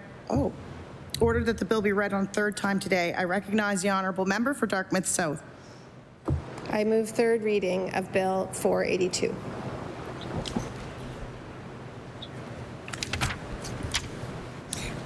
Bill 482, I recognize the honourable member for Dartmouth South. I now move that we close a third reading of Bill 482. The motion is for third reading of Bill 482. To close debate on Bill 482, would all those in favor of the motion please say aye? Aye. Contrary-minded, nay. The motion is carried.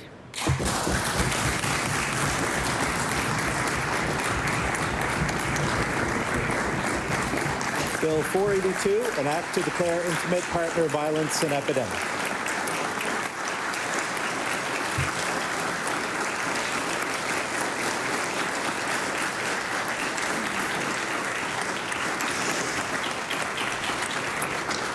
Ordered that the bill do pass and the title be as read by the clerk. Ordered that the bill be engrossed. I recognize the honourable government House Leader. Thank you, Madam Speaker. I move that you do now leave the chair and the House resolve itself into committee of the whole House on bills. The motion is carried. We will have a short recess.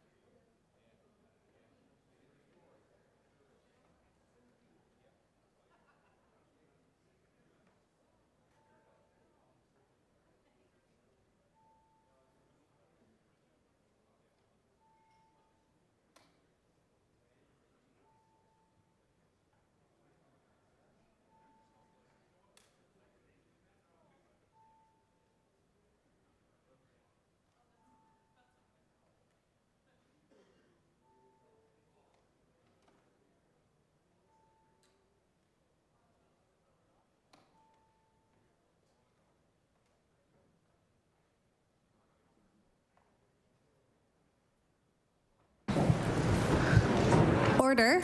The Committee of the Whole House on Bills will come to order. I recognize the Honourable Government House Leader. Thank you, Mr. Chair. Would you please call Bill number 482, an act to declare... Oh, gosh, sorry, wrong one. Whoops. Where's my sheet? Sorry, would you please call Bill number 459, Health Professional Associations Continuation Act. Sorry. The committee will now consider Bill 459, the Health Professionals Association Continuation Act. Is there any debate on I recognize the clerk. Chair, Bill 459 was referred to the House by the Standing Committee on Law Amendments on September 10th, 2024, without amendments, and contains 3 clauses and 2 schedules. Is there any debate on Clause 1? I recognize the Honourable Member for Cumberland North. Thank you, Madam Chair. I rise to speak today on Bill 459. This bill so far is the only health-related bill tabled by this government in this session of the legislature. And of course, this bill is a housekeeping bill focusing on the dental association or licensing regulatory body and for optometrists. And it is surprising to me, Madam Chair, that this is the only health-related bill that is tabled, given the major problems we are all experiencing here in Nova Scotia in our healthcare system. In particular, I am surprised that we're not seeing any other legislation in healthcare addressing the major problems that we're seeing here in our province in healthcare. And while this bill is important, Madam Chair, I'm not trying to take away from the importance of addressing regulatory issues for our dentists and for our optometrists. I do see, Madam Chair, that there are other more pressing issues that should be brought before this House. And I have to question, why is that? Is it because the government is trying to avoid having health care being discussed here in the legislature? Healthcare encompasses at least 90%, if not more, of the calls that come through to my MLA office, and I have to confess, I've never had a call come to me from my constituents about regulatory issues regarding dentists or optometrists. And I've said in this House, and I'll say it again today, Madam Chair, that I believe there are legislative changes that should be brought before this House regarding governance issues for our healthcare system. And again, I'm not taking away from the regulatory issues that need to be addressed for the dentists or for the optometrists, Madam Chair, but there are many, many issues facing us here in the province, in our healthcare system, that should be addressed. When this government was in opposition, they joined medical professionals across the province against the Liberal government of the day, criticizing them because there were no physicians on the provincial health board that led our healthcare system. I remember that debate strongly. And eventually the Liberals did add physicians to the healthcare board and then hired a medical doctor to be the CEO of our healthcare system. We were all so happy that the government of the day listened to us. But then once the MLA from Pictou East became premier, one of the first things that they did was fire the medical doctor who was CEO of our healthcare system and remove the healthcare board that had the medical doctors on it that they had fought so hard to put in place. And I know, Madam Chair, that people may be having a hard time seeing the link to this bill, but I assure you there is a link, because this bill falls under the jurisdiction of the Department of Health and Wellness. And we're talking about our healthcare system. We're talking about governance. We're talking about leadership, and it matters. And 3 years later, we still have an interim CEO, still running the show here, still running the healthcare system.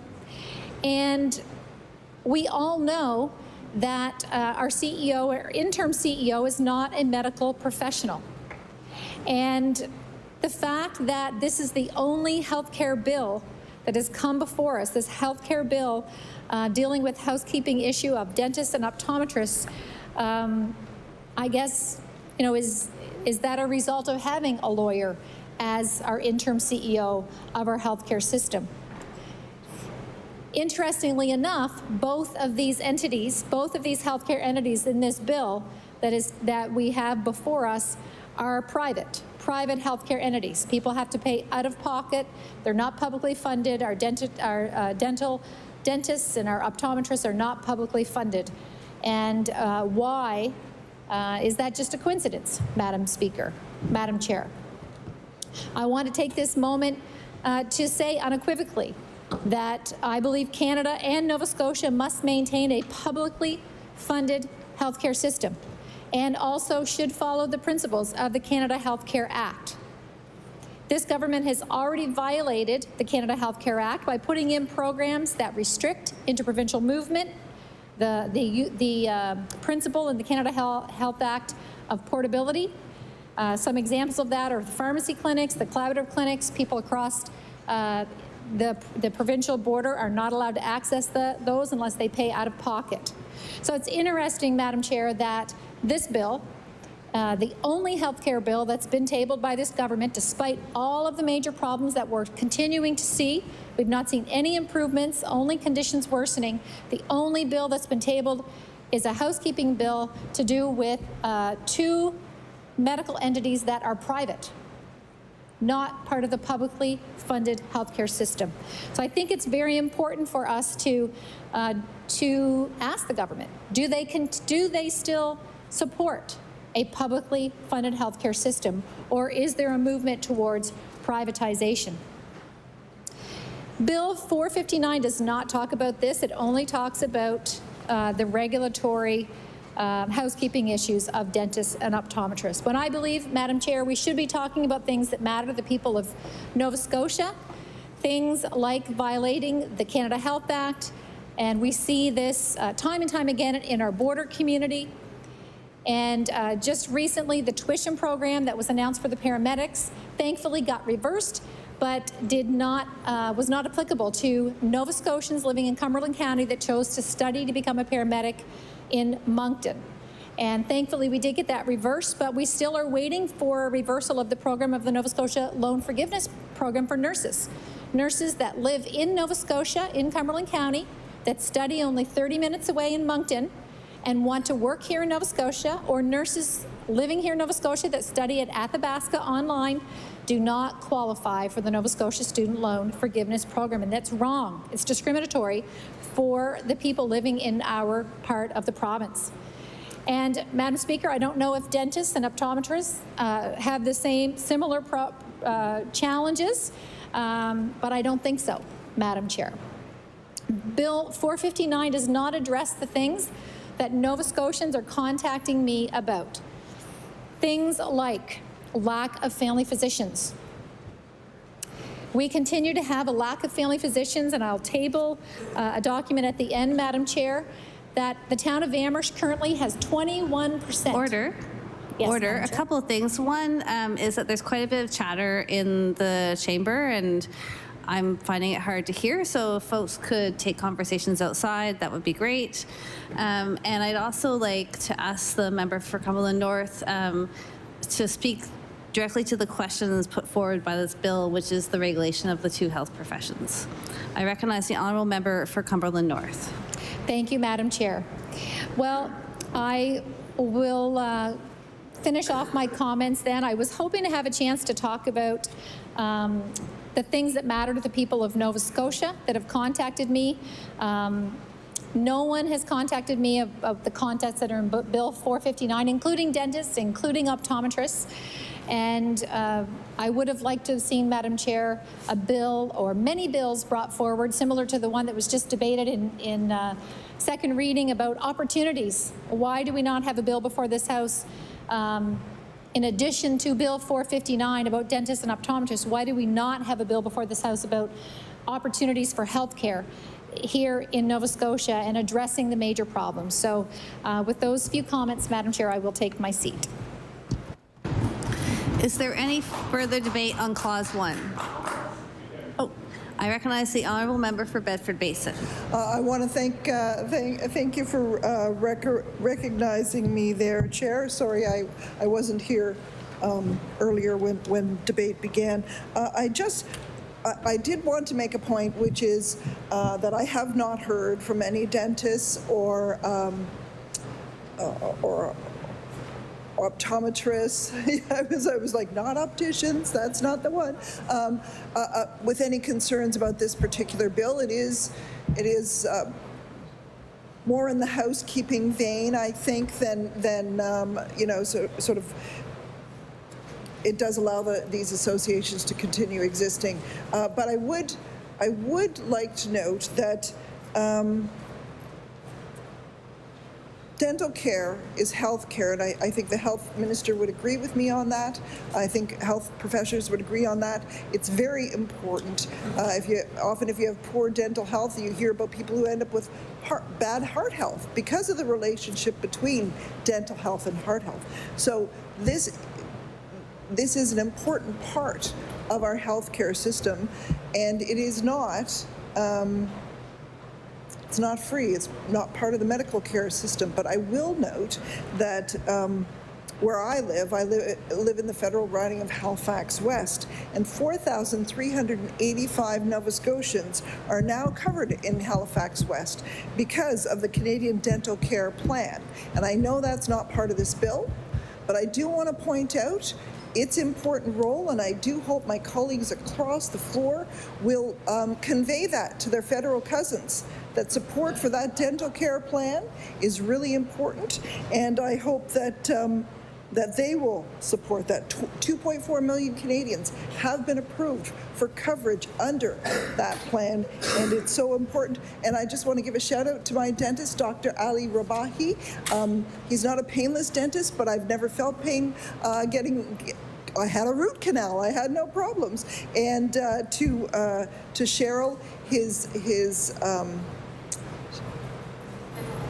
she's just the most amazing dental hygienist. She's also a nurse, and she's just the best ever. And I want to thank them for the care they have taken with our family's dental health. Thank you.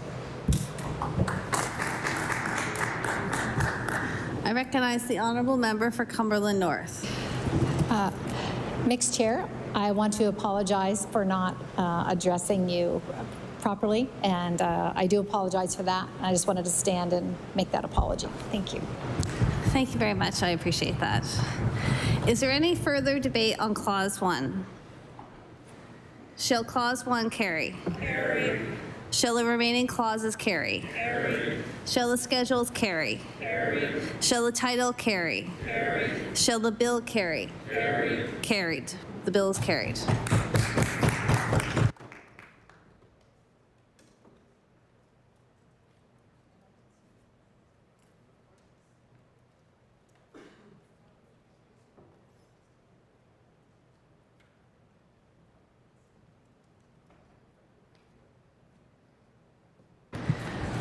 Good. I recognize the Honourable Government House Leader. Thank you, Mixed Chair. Would you please call Bill number 464, Stronger Workplaces for Nova Scotia Act? Bill 464, the Stronger Workplaces for Nova Scotia Act. I recognize the clerk. Chair, Bill 464 is referred to the House by the Standing Committee on Law Amendments on September 10th, 2024, without amendments, and contains 24 clauses. Is there any debate on Clause 1? I recognize the honourable member for Cape Breton Centre, Whitney Pier. Thank you, Mixed Chair. I'm going to keep my comments on Clause 1 fairly brief. What I do want to say regarding this bill is, earlier in my comments in second reading, is that this is a good step forward.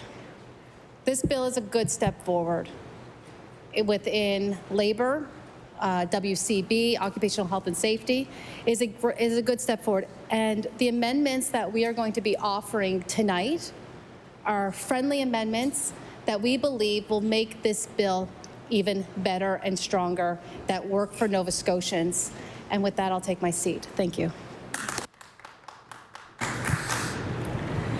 Is there any further debate on Clause 1? I recognize the honourable member for Cole Harbour, Dartmouth.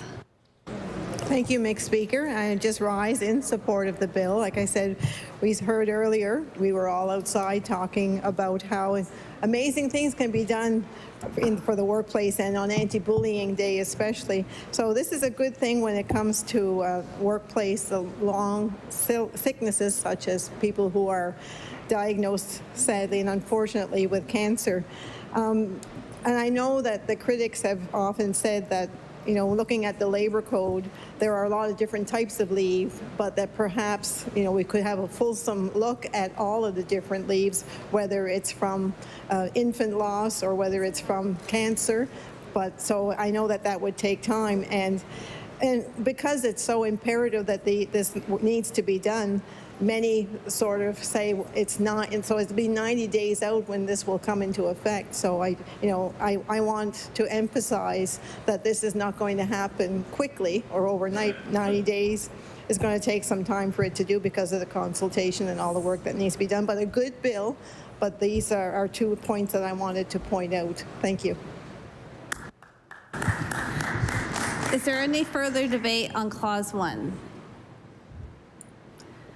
Shall Clause 1 carry? Clause 2. I recognize the honourable member for Cape Breton Centre, Whitney Pier. Thank you, Madam Speaker. I draw the committee's attention to NDP 1, and our motion is that we look at page 1, clause 2, delete clauses and substitute clause. Page 1, clause 2, proposed clause 7, brackets BDA, delete, re-letter accordingly. Now, what all that means, Mixed Speaker, I'm sorry, is that we are trying in this amendment to remove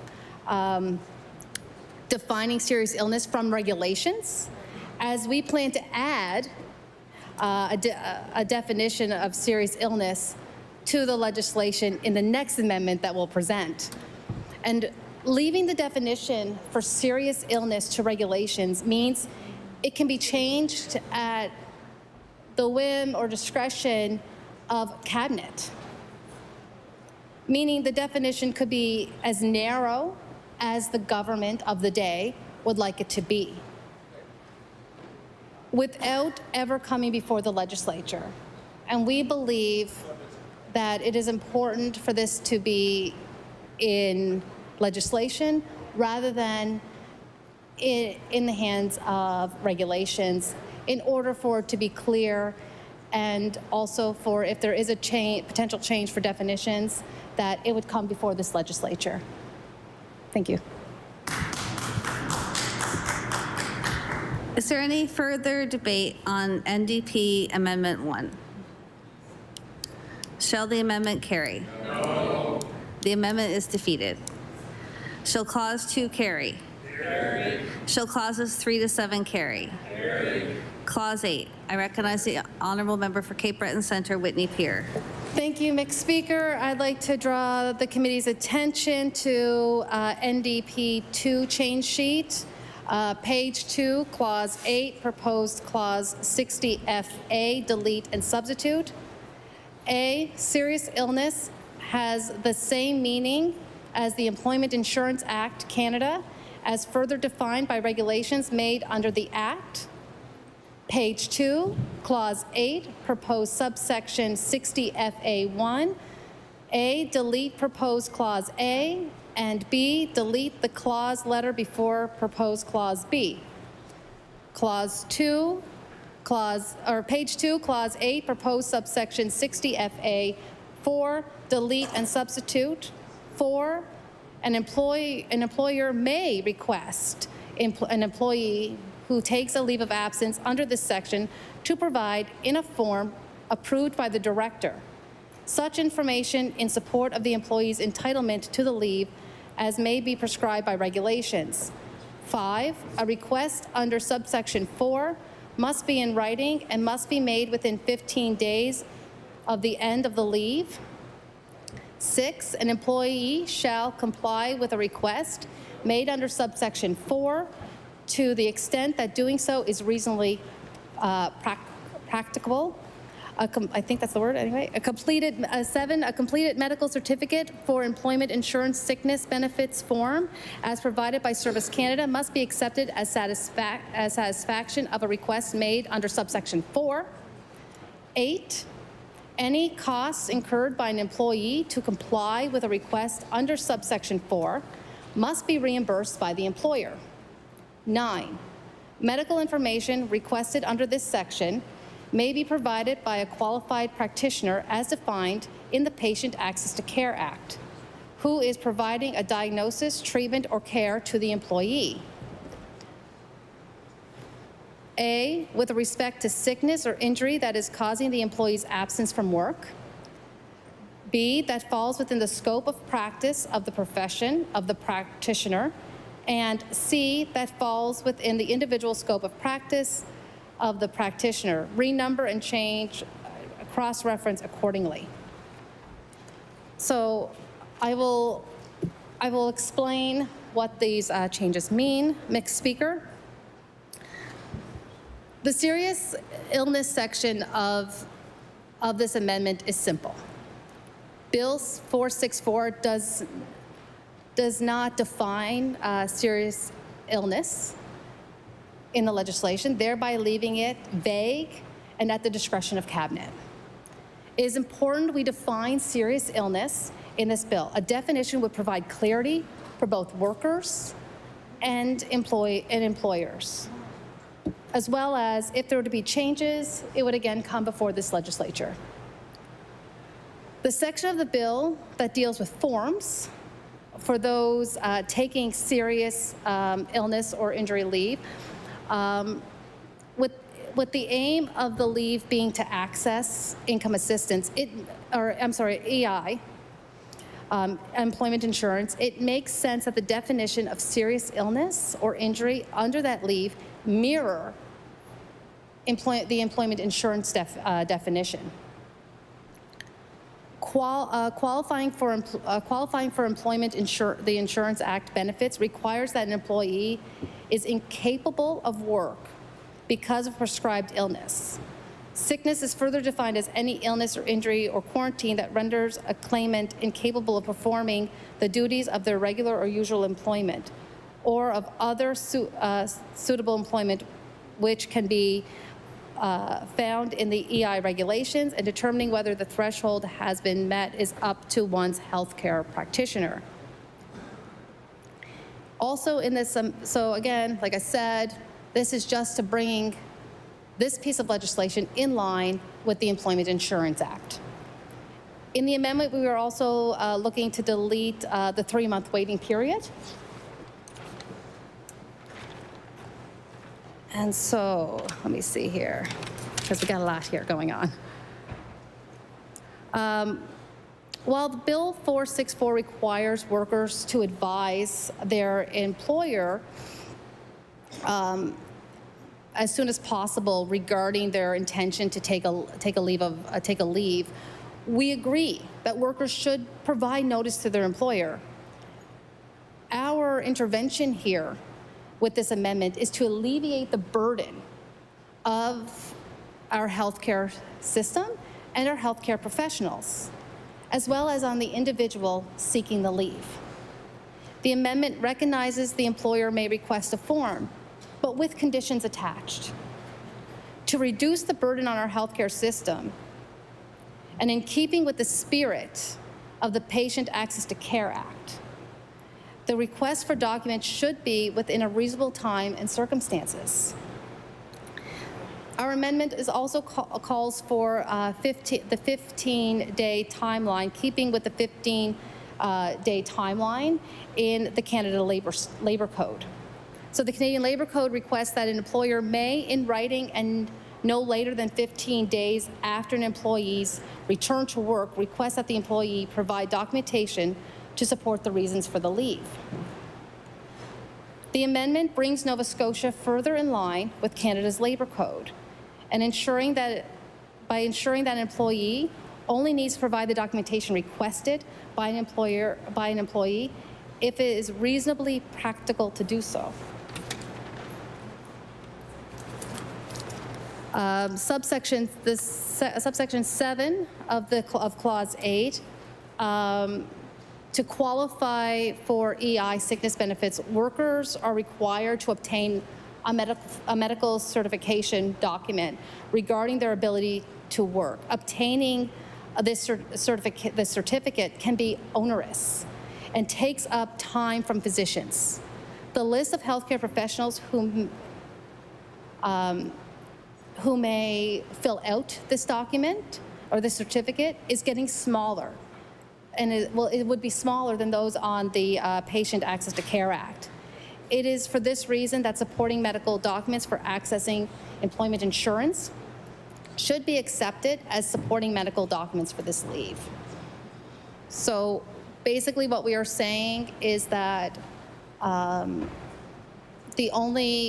document that most employers should actually require from an employee should be the document from the employment insurance rather than their own documents.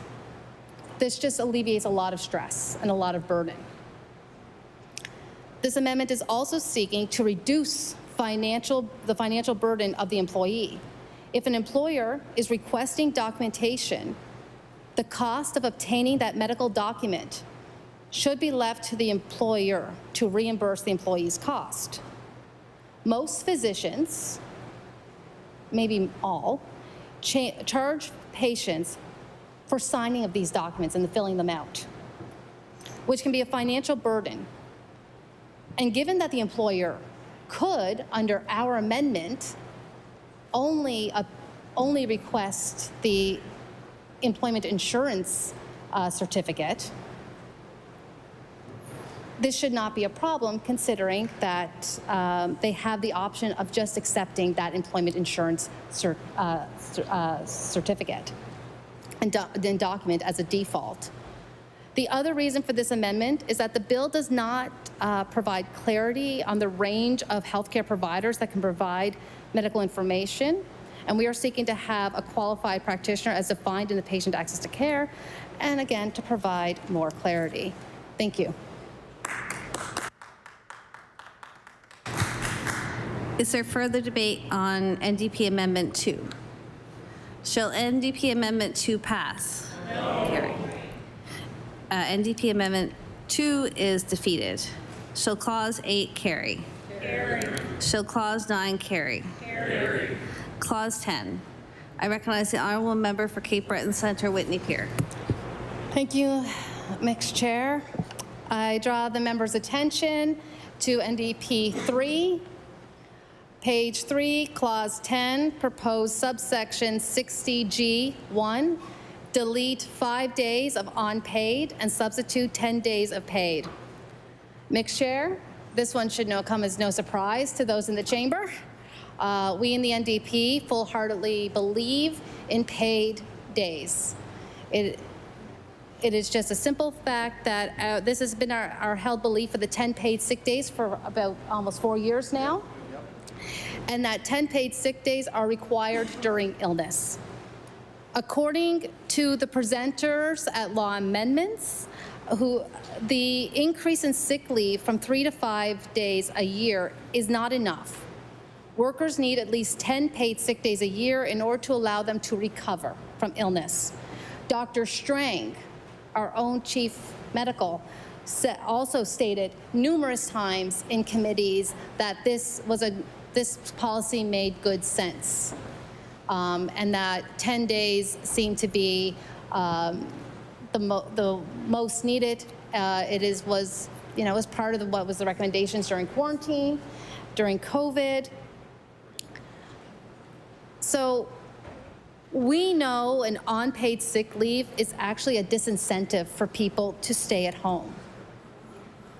While sick, it allows for illness to spread because people cannot afford to stay at home when they're sick. We are in a financial crisis, and we have been for a number of years. And people just cannot simply stay at home when they are sick. So they go to work, and they get others sick. How is that good for business? You have For instance, 5 employees, mixed chair. One comes into work sick, there goes one, there goes another. And before you have it, you're shutting down the business because everybody is sick and nobody is healthy enough to run the business. We can see in our constituency offices, if our CA gets sick and our second is also in the office and gets sick, well, there goes the constituency office. It has to close down. It makes good public health policy, but it also makes good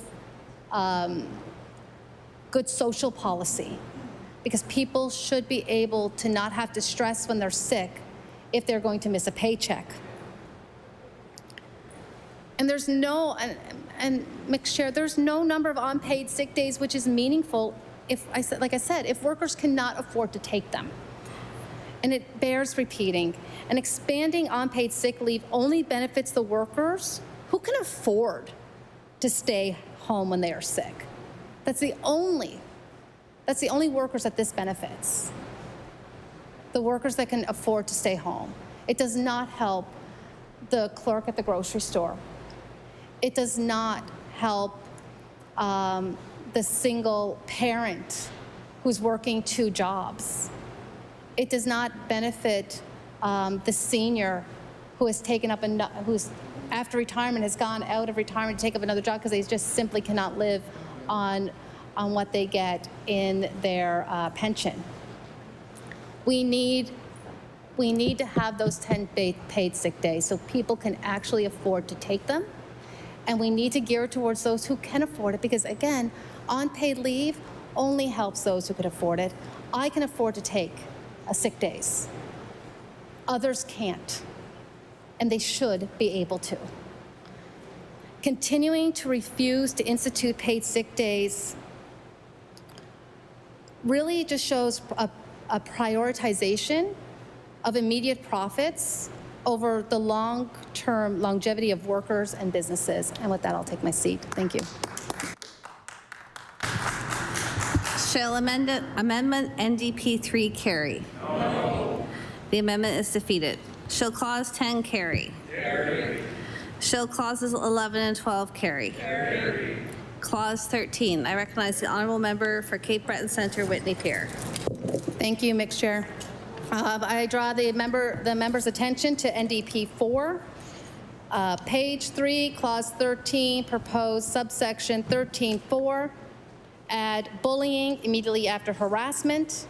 Page 4, clause 18, proposed 82.1, JA, add bullying immediately after harassment. Mixed chair, it is important that we include bullying under the Occupational Health and Safety Act, full stop. Bullying and harassment are 2 different issues, 2 very distinct different issues. Bullying is a behavior that targets an individual for personal attributes. Bullying in the workplace is very common. Harassment is a behavior that targets someone for protected grounds in human rights legislation. For example, gender, sexual orientation, religion, family status, disability, and it is illegal.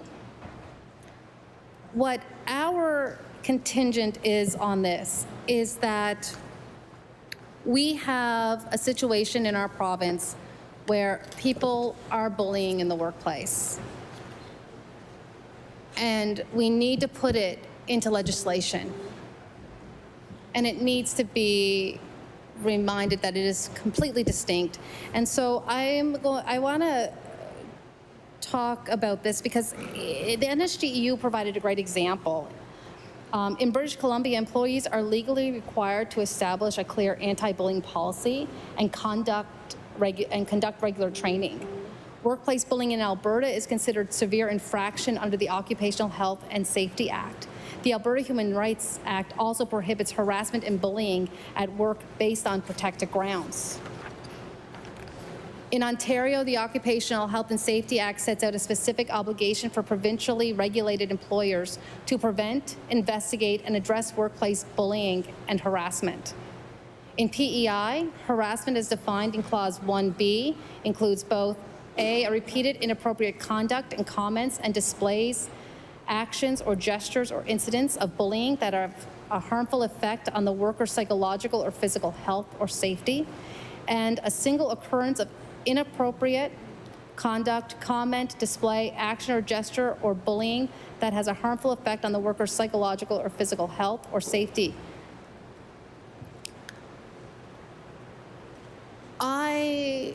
I have heard from many workers. I've heard from many Nova Scotian employed workers, so our government workers, who have been bullied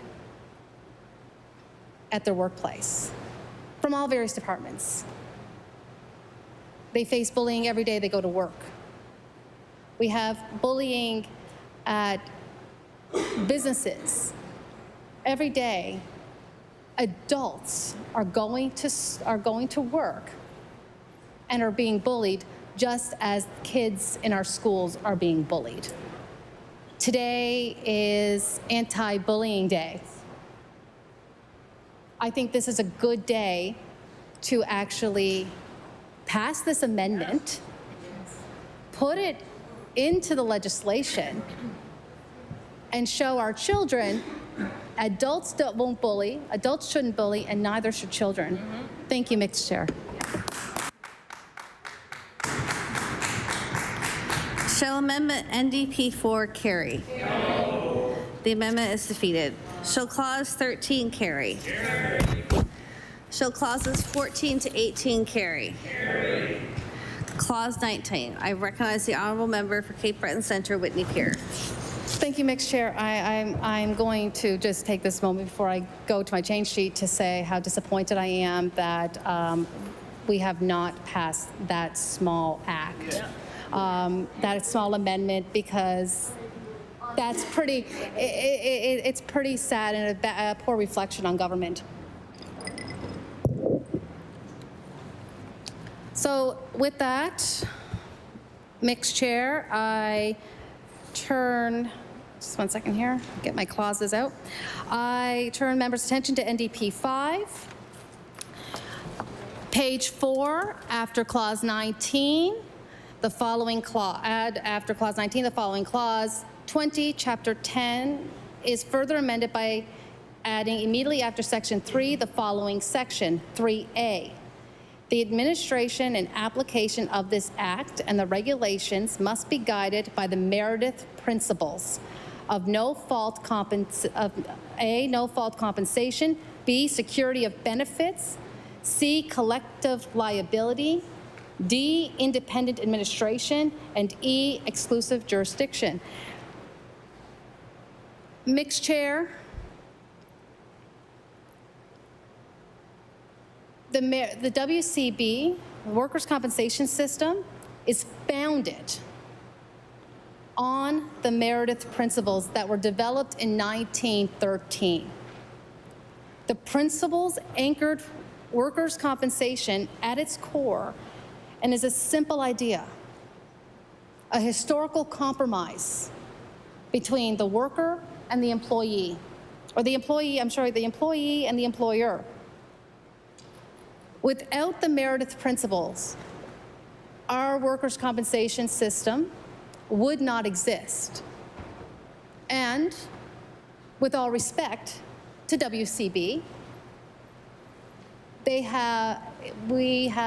WCB has fallen short of living up to the Meredith principles, especially when you ask every single worker in Nova Scotia who has been injured.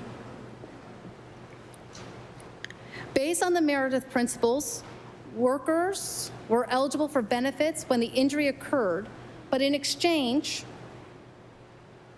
employers could not be sued. These principles were adopted to form the basis of the Canada's workplace injury insurance system. No-fault compensation means workers are paid benefits regardless of how the injury occurred. The workers and employer waive their right to sue. There is no argument over responsibility or liability for injury. 2, security of benefits. A fund is established to guarantee funds exist to pay benefits for workers. 3, collective liability. All employers share liability for workplace injury insurance. The total cost of the compensation system is shared by all of the employers. 4, independent administration. Organizations who administer workers' compensation are separate from government. 5, exclusive jurisdiction. Only workers' compensation organizations can provide workers' compensation. All compensation claims are made directly to the Compensation Board. The board is the decision maker and final authority for all claims. Mixed Chair, you ask any person that has dealt with WCB in this province, anyone who is aware of WCB in this province, and they will tell you it was founded on the Meredith Principles. The purpose of WCB was founded on the Meredith Principles, and therefore it should be included in this bill. It should be enshrined into the legislation. It is, I think, not just symbolic, but it can remind our board, the board that governs WCB, when they may get lost in the weeds, to always come back to these 5 principles to ensure that they are upheld. And I hope that the government will pass this, because to me, this is very simple. It's even on the website for WCB, clear as day. So with that, I'll take my seat. Thank you. Shall Amendment NDP 5 carry? No. The amendment is defeated. Shall Clause 19 carry? Carry. Shall Clause 21 carry, or Clause 21? I recognize the honourable member.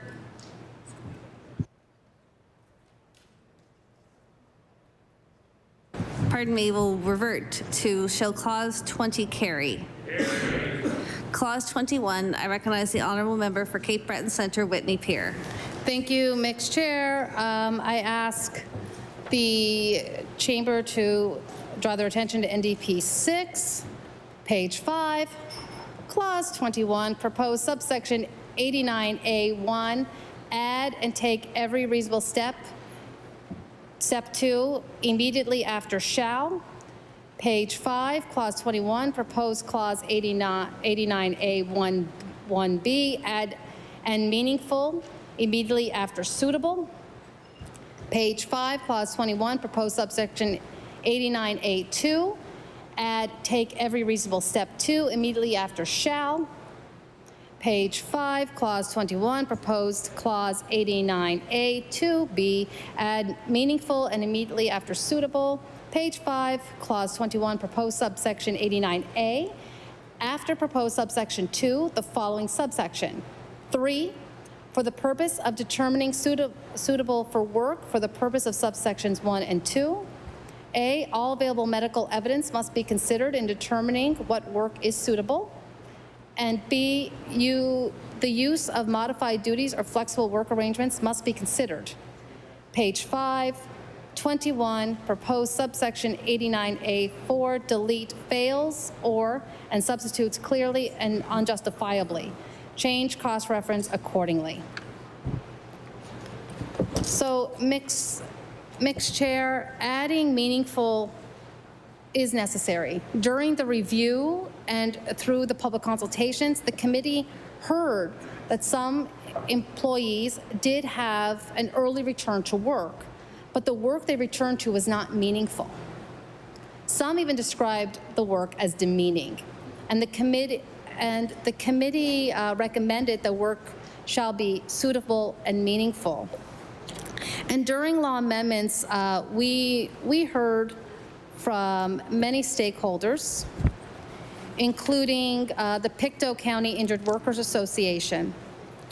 And within Clause 21, the Pictou County Injured Workers Association, from the president, Mary Lloyd, who many should know in this chamber, very reputable reputation, said about Clause 21, a legislative requirement for employers and workers to cooperate and return to work is a positive for the system. However, if the Workers' Compensation Board that often fails to adhere to the legislation, particularly with respect to determining the safety of a return to work plan and enforcing the reemployment obligations of employers. Many workers experience new and reoccurrence of injuries while participating in return to work plans due to WCB's focus on an early return to work, resulting in increased harm to a worker and unnecessary system costs. While WCB and employers are eager to have workers back to work quickly, performing later modified duties, both WCB and employers typically fail to adhere to the legislative requirement to provide a permanent accommodation. This failure results in an economic hardship to the worker and increased costs to the accident fund due to unnecessary functional assessments and vocational rehabilitation support for job searching and for additional wage replacement benefits until age 65. In my capacity as MLA, I've heard many of these stories for many years. That is why we in the NDP have pushed for a review and for legislative changes.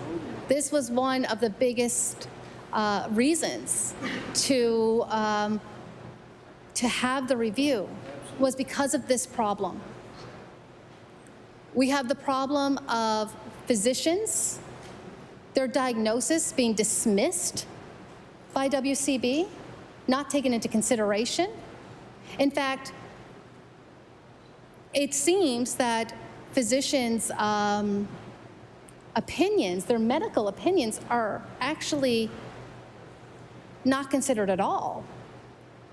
I'll give some examples. In my riding, I had a constituent come to me, injured, had surgery done, but the surgeon said, "You're not ready to return to work. This is not healed yet."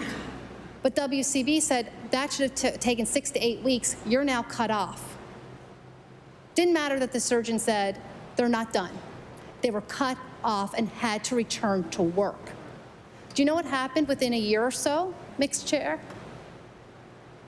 They were injured again, re-injured the same place, had to get the same surgery done. And guess what happened as they were healing? WCB came a-calling and told them, "You're cut off within a week. You're supposed to return to work." Their surgeon said, because of the last time this happened and the last injury, this is going to take even longer to heal. They cannot go back to work. And yet WCB wanted to send them back to work without taking into consideration what their surgeon was saying.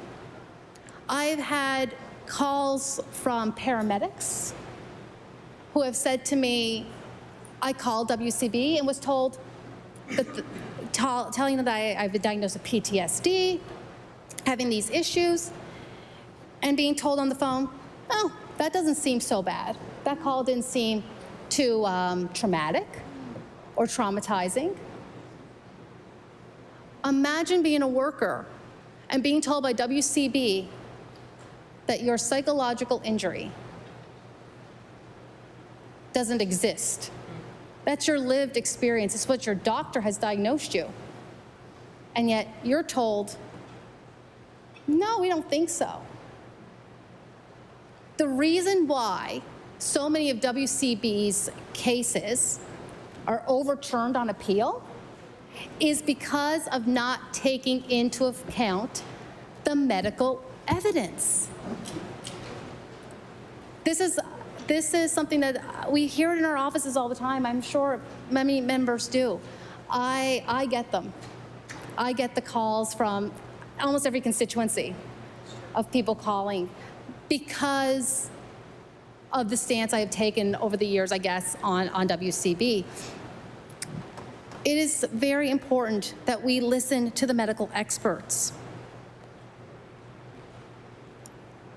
And it is very important that when workers can return to work, that they are returning to work that is meaningful to them.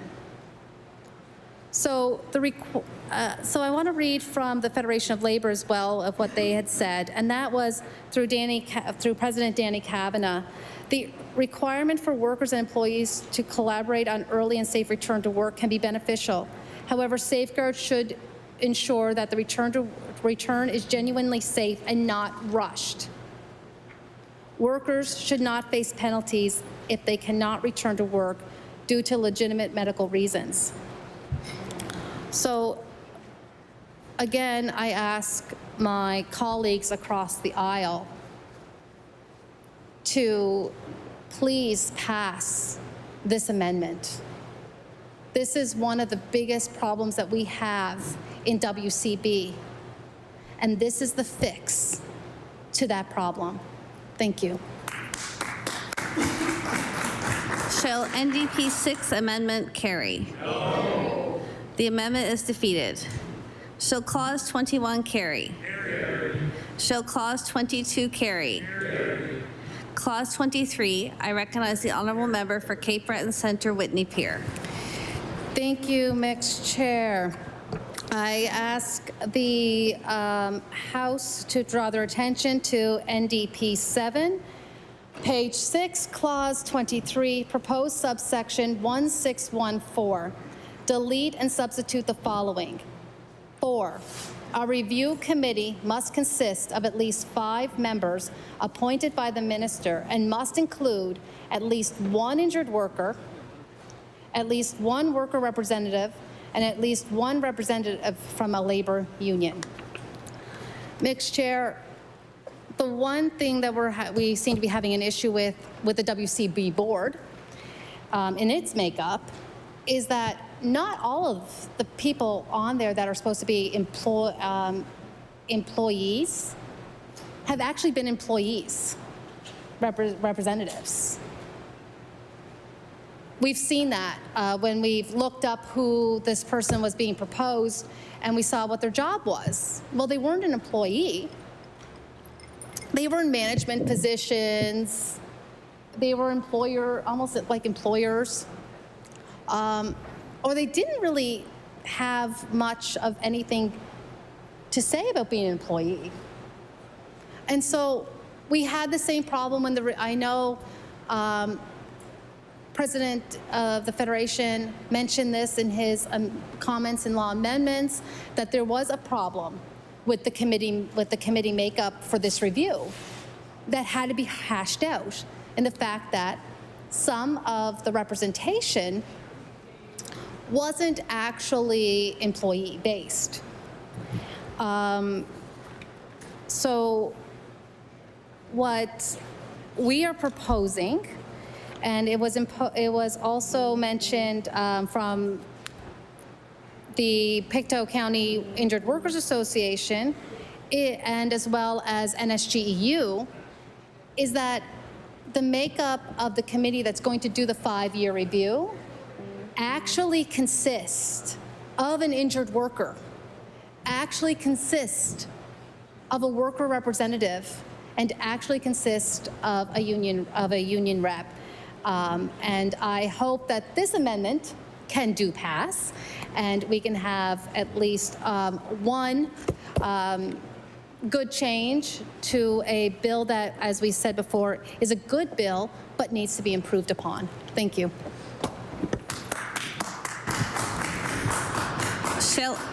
I recognize the honourable member for Dartmouth North.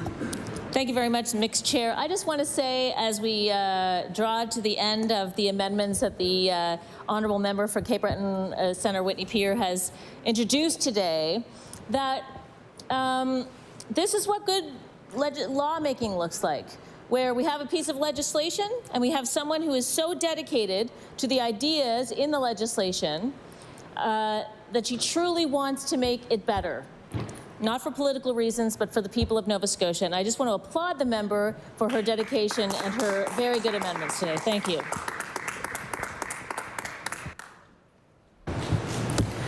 Shall Amendment NDP 7 carry? No. The amendment is defeated. Shall Clause 23 carry? Carry. Shall the remaining clause, clause 24, carry? Carry. Shall the title carry? Carry. Shall the bill carry? Carry. The bill is carried.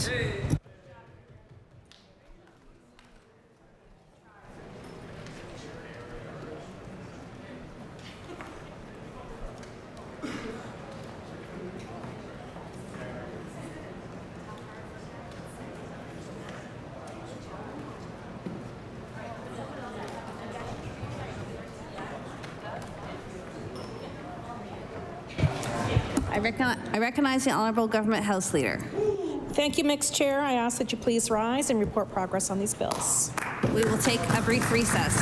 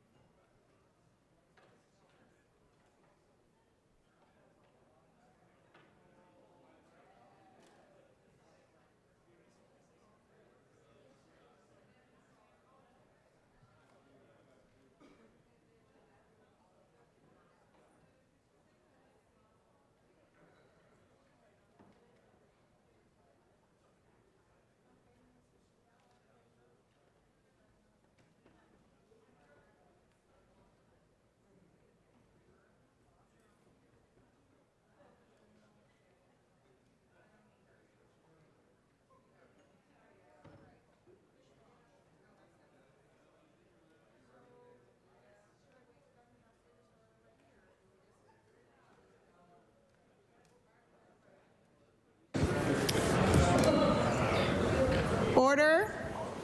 Order. The Committee of the Whole House on Bills reports. That the Committee of the Whole has met and considered the following bills, Bill 459 and 464, and the Chair has been instructed to recommend these bills to the favourable consideration of the House. Ordered that these bills be read a third time on a future day. I recognize the Honourable Government House Leader. Thank you, Madam Speaker. That concludes government business for the day. I move that the House do now rise to meet again on Friday, September 13th, Friday the 13th, between the hours of 9 a.m. and 1 p.m. Government business will include third reading of Bills 459 and 464. Motion is that the House rise to meet again on Thursday, September the 13th, between the hours of 9 a.m. to 1 p.m. Would all those in favor of the motion please say aye? Aye. Contrary-minded, nay. The motion is carried. We stand adjourned.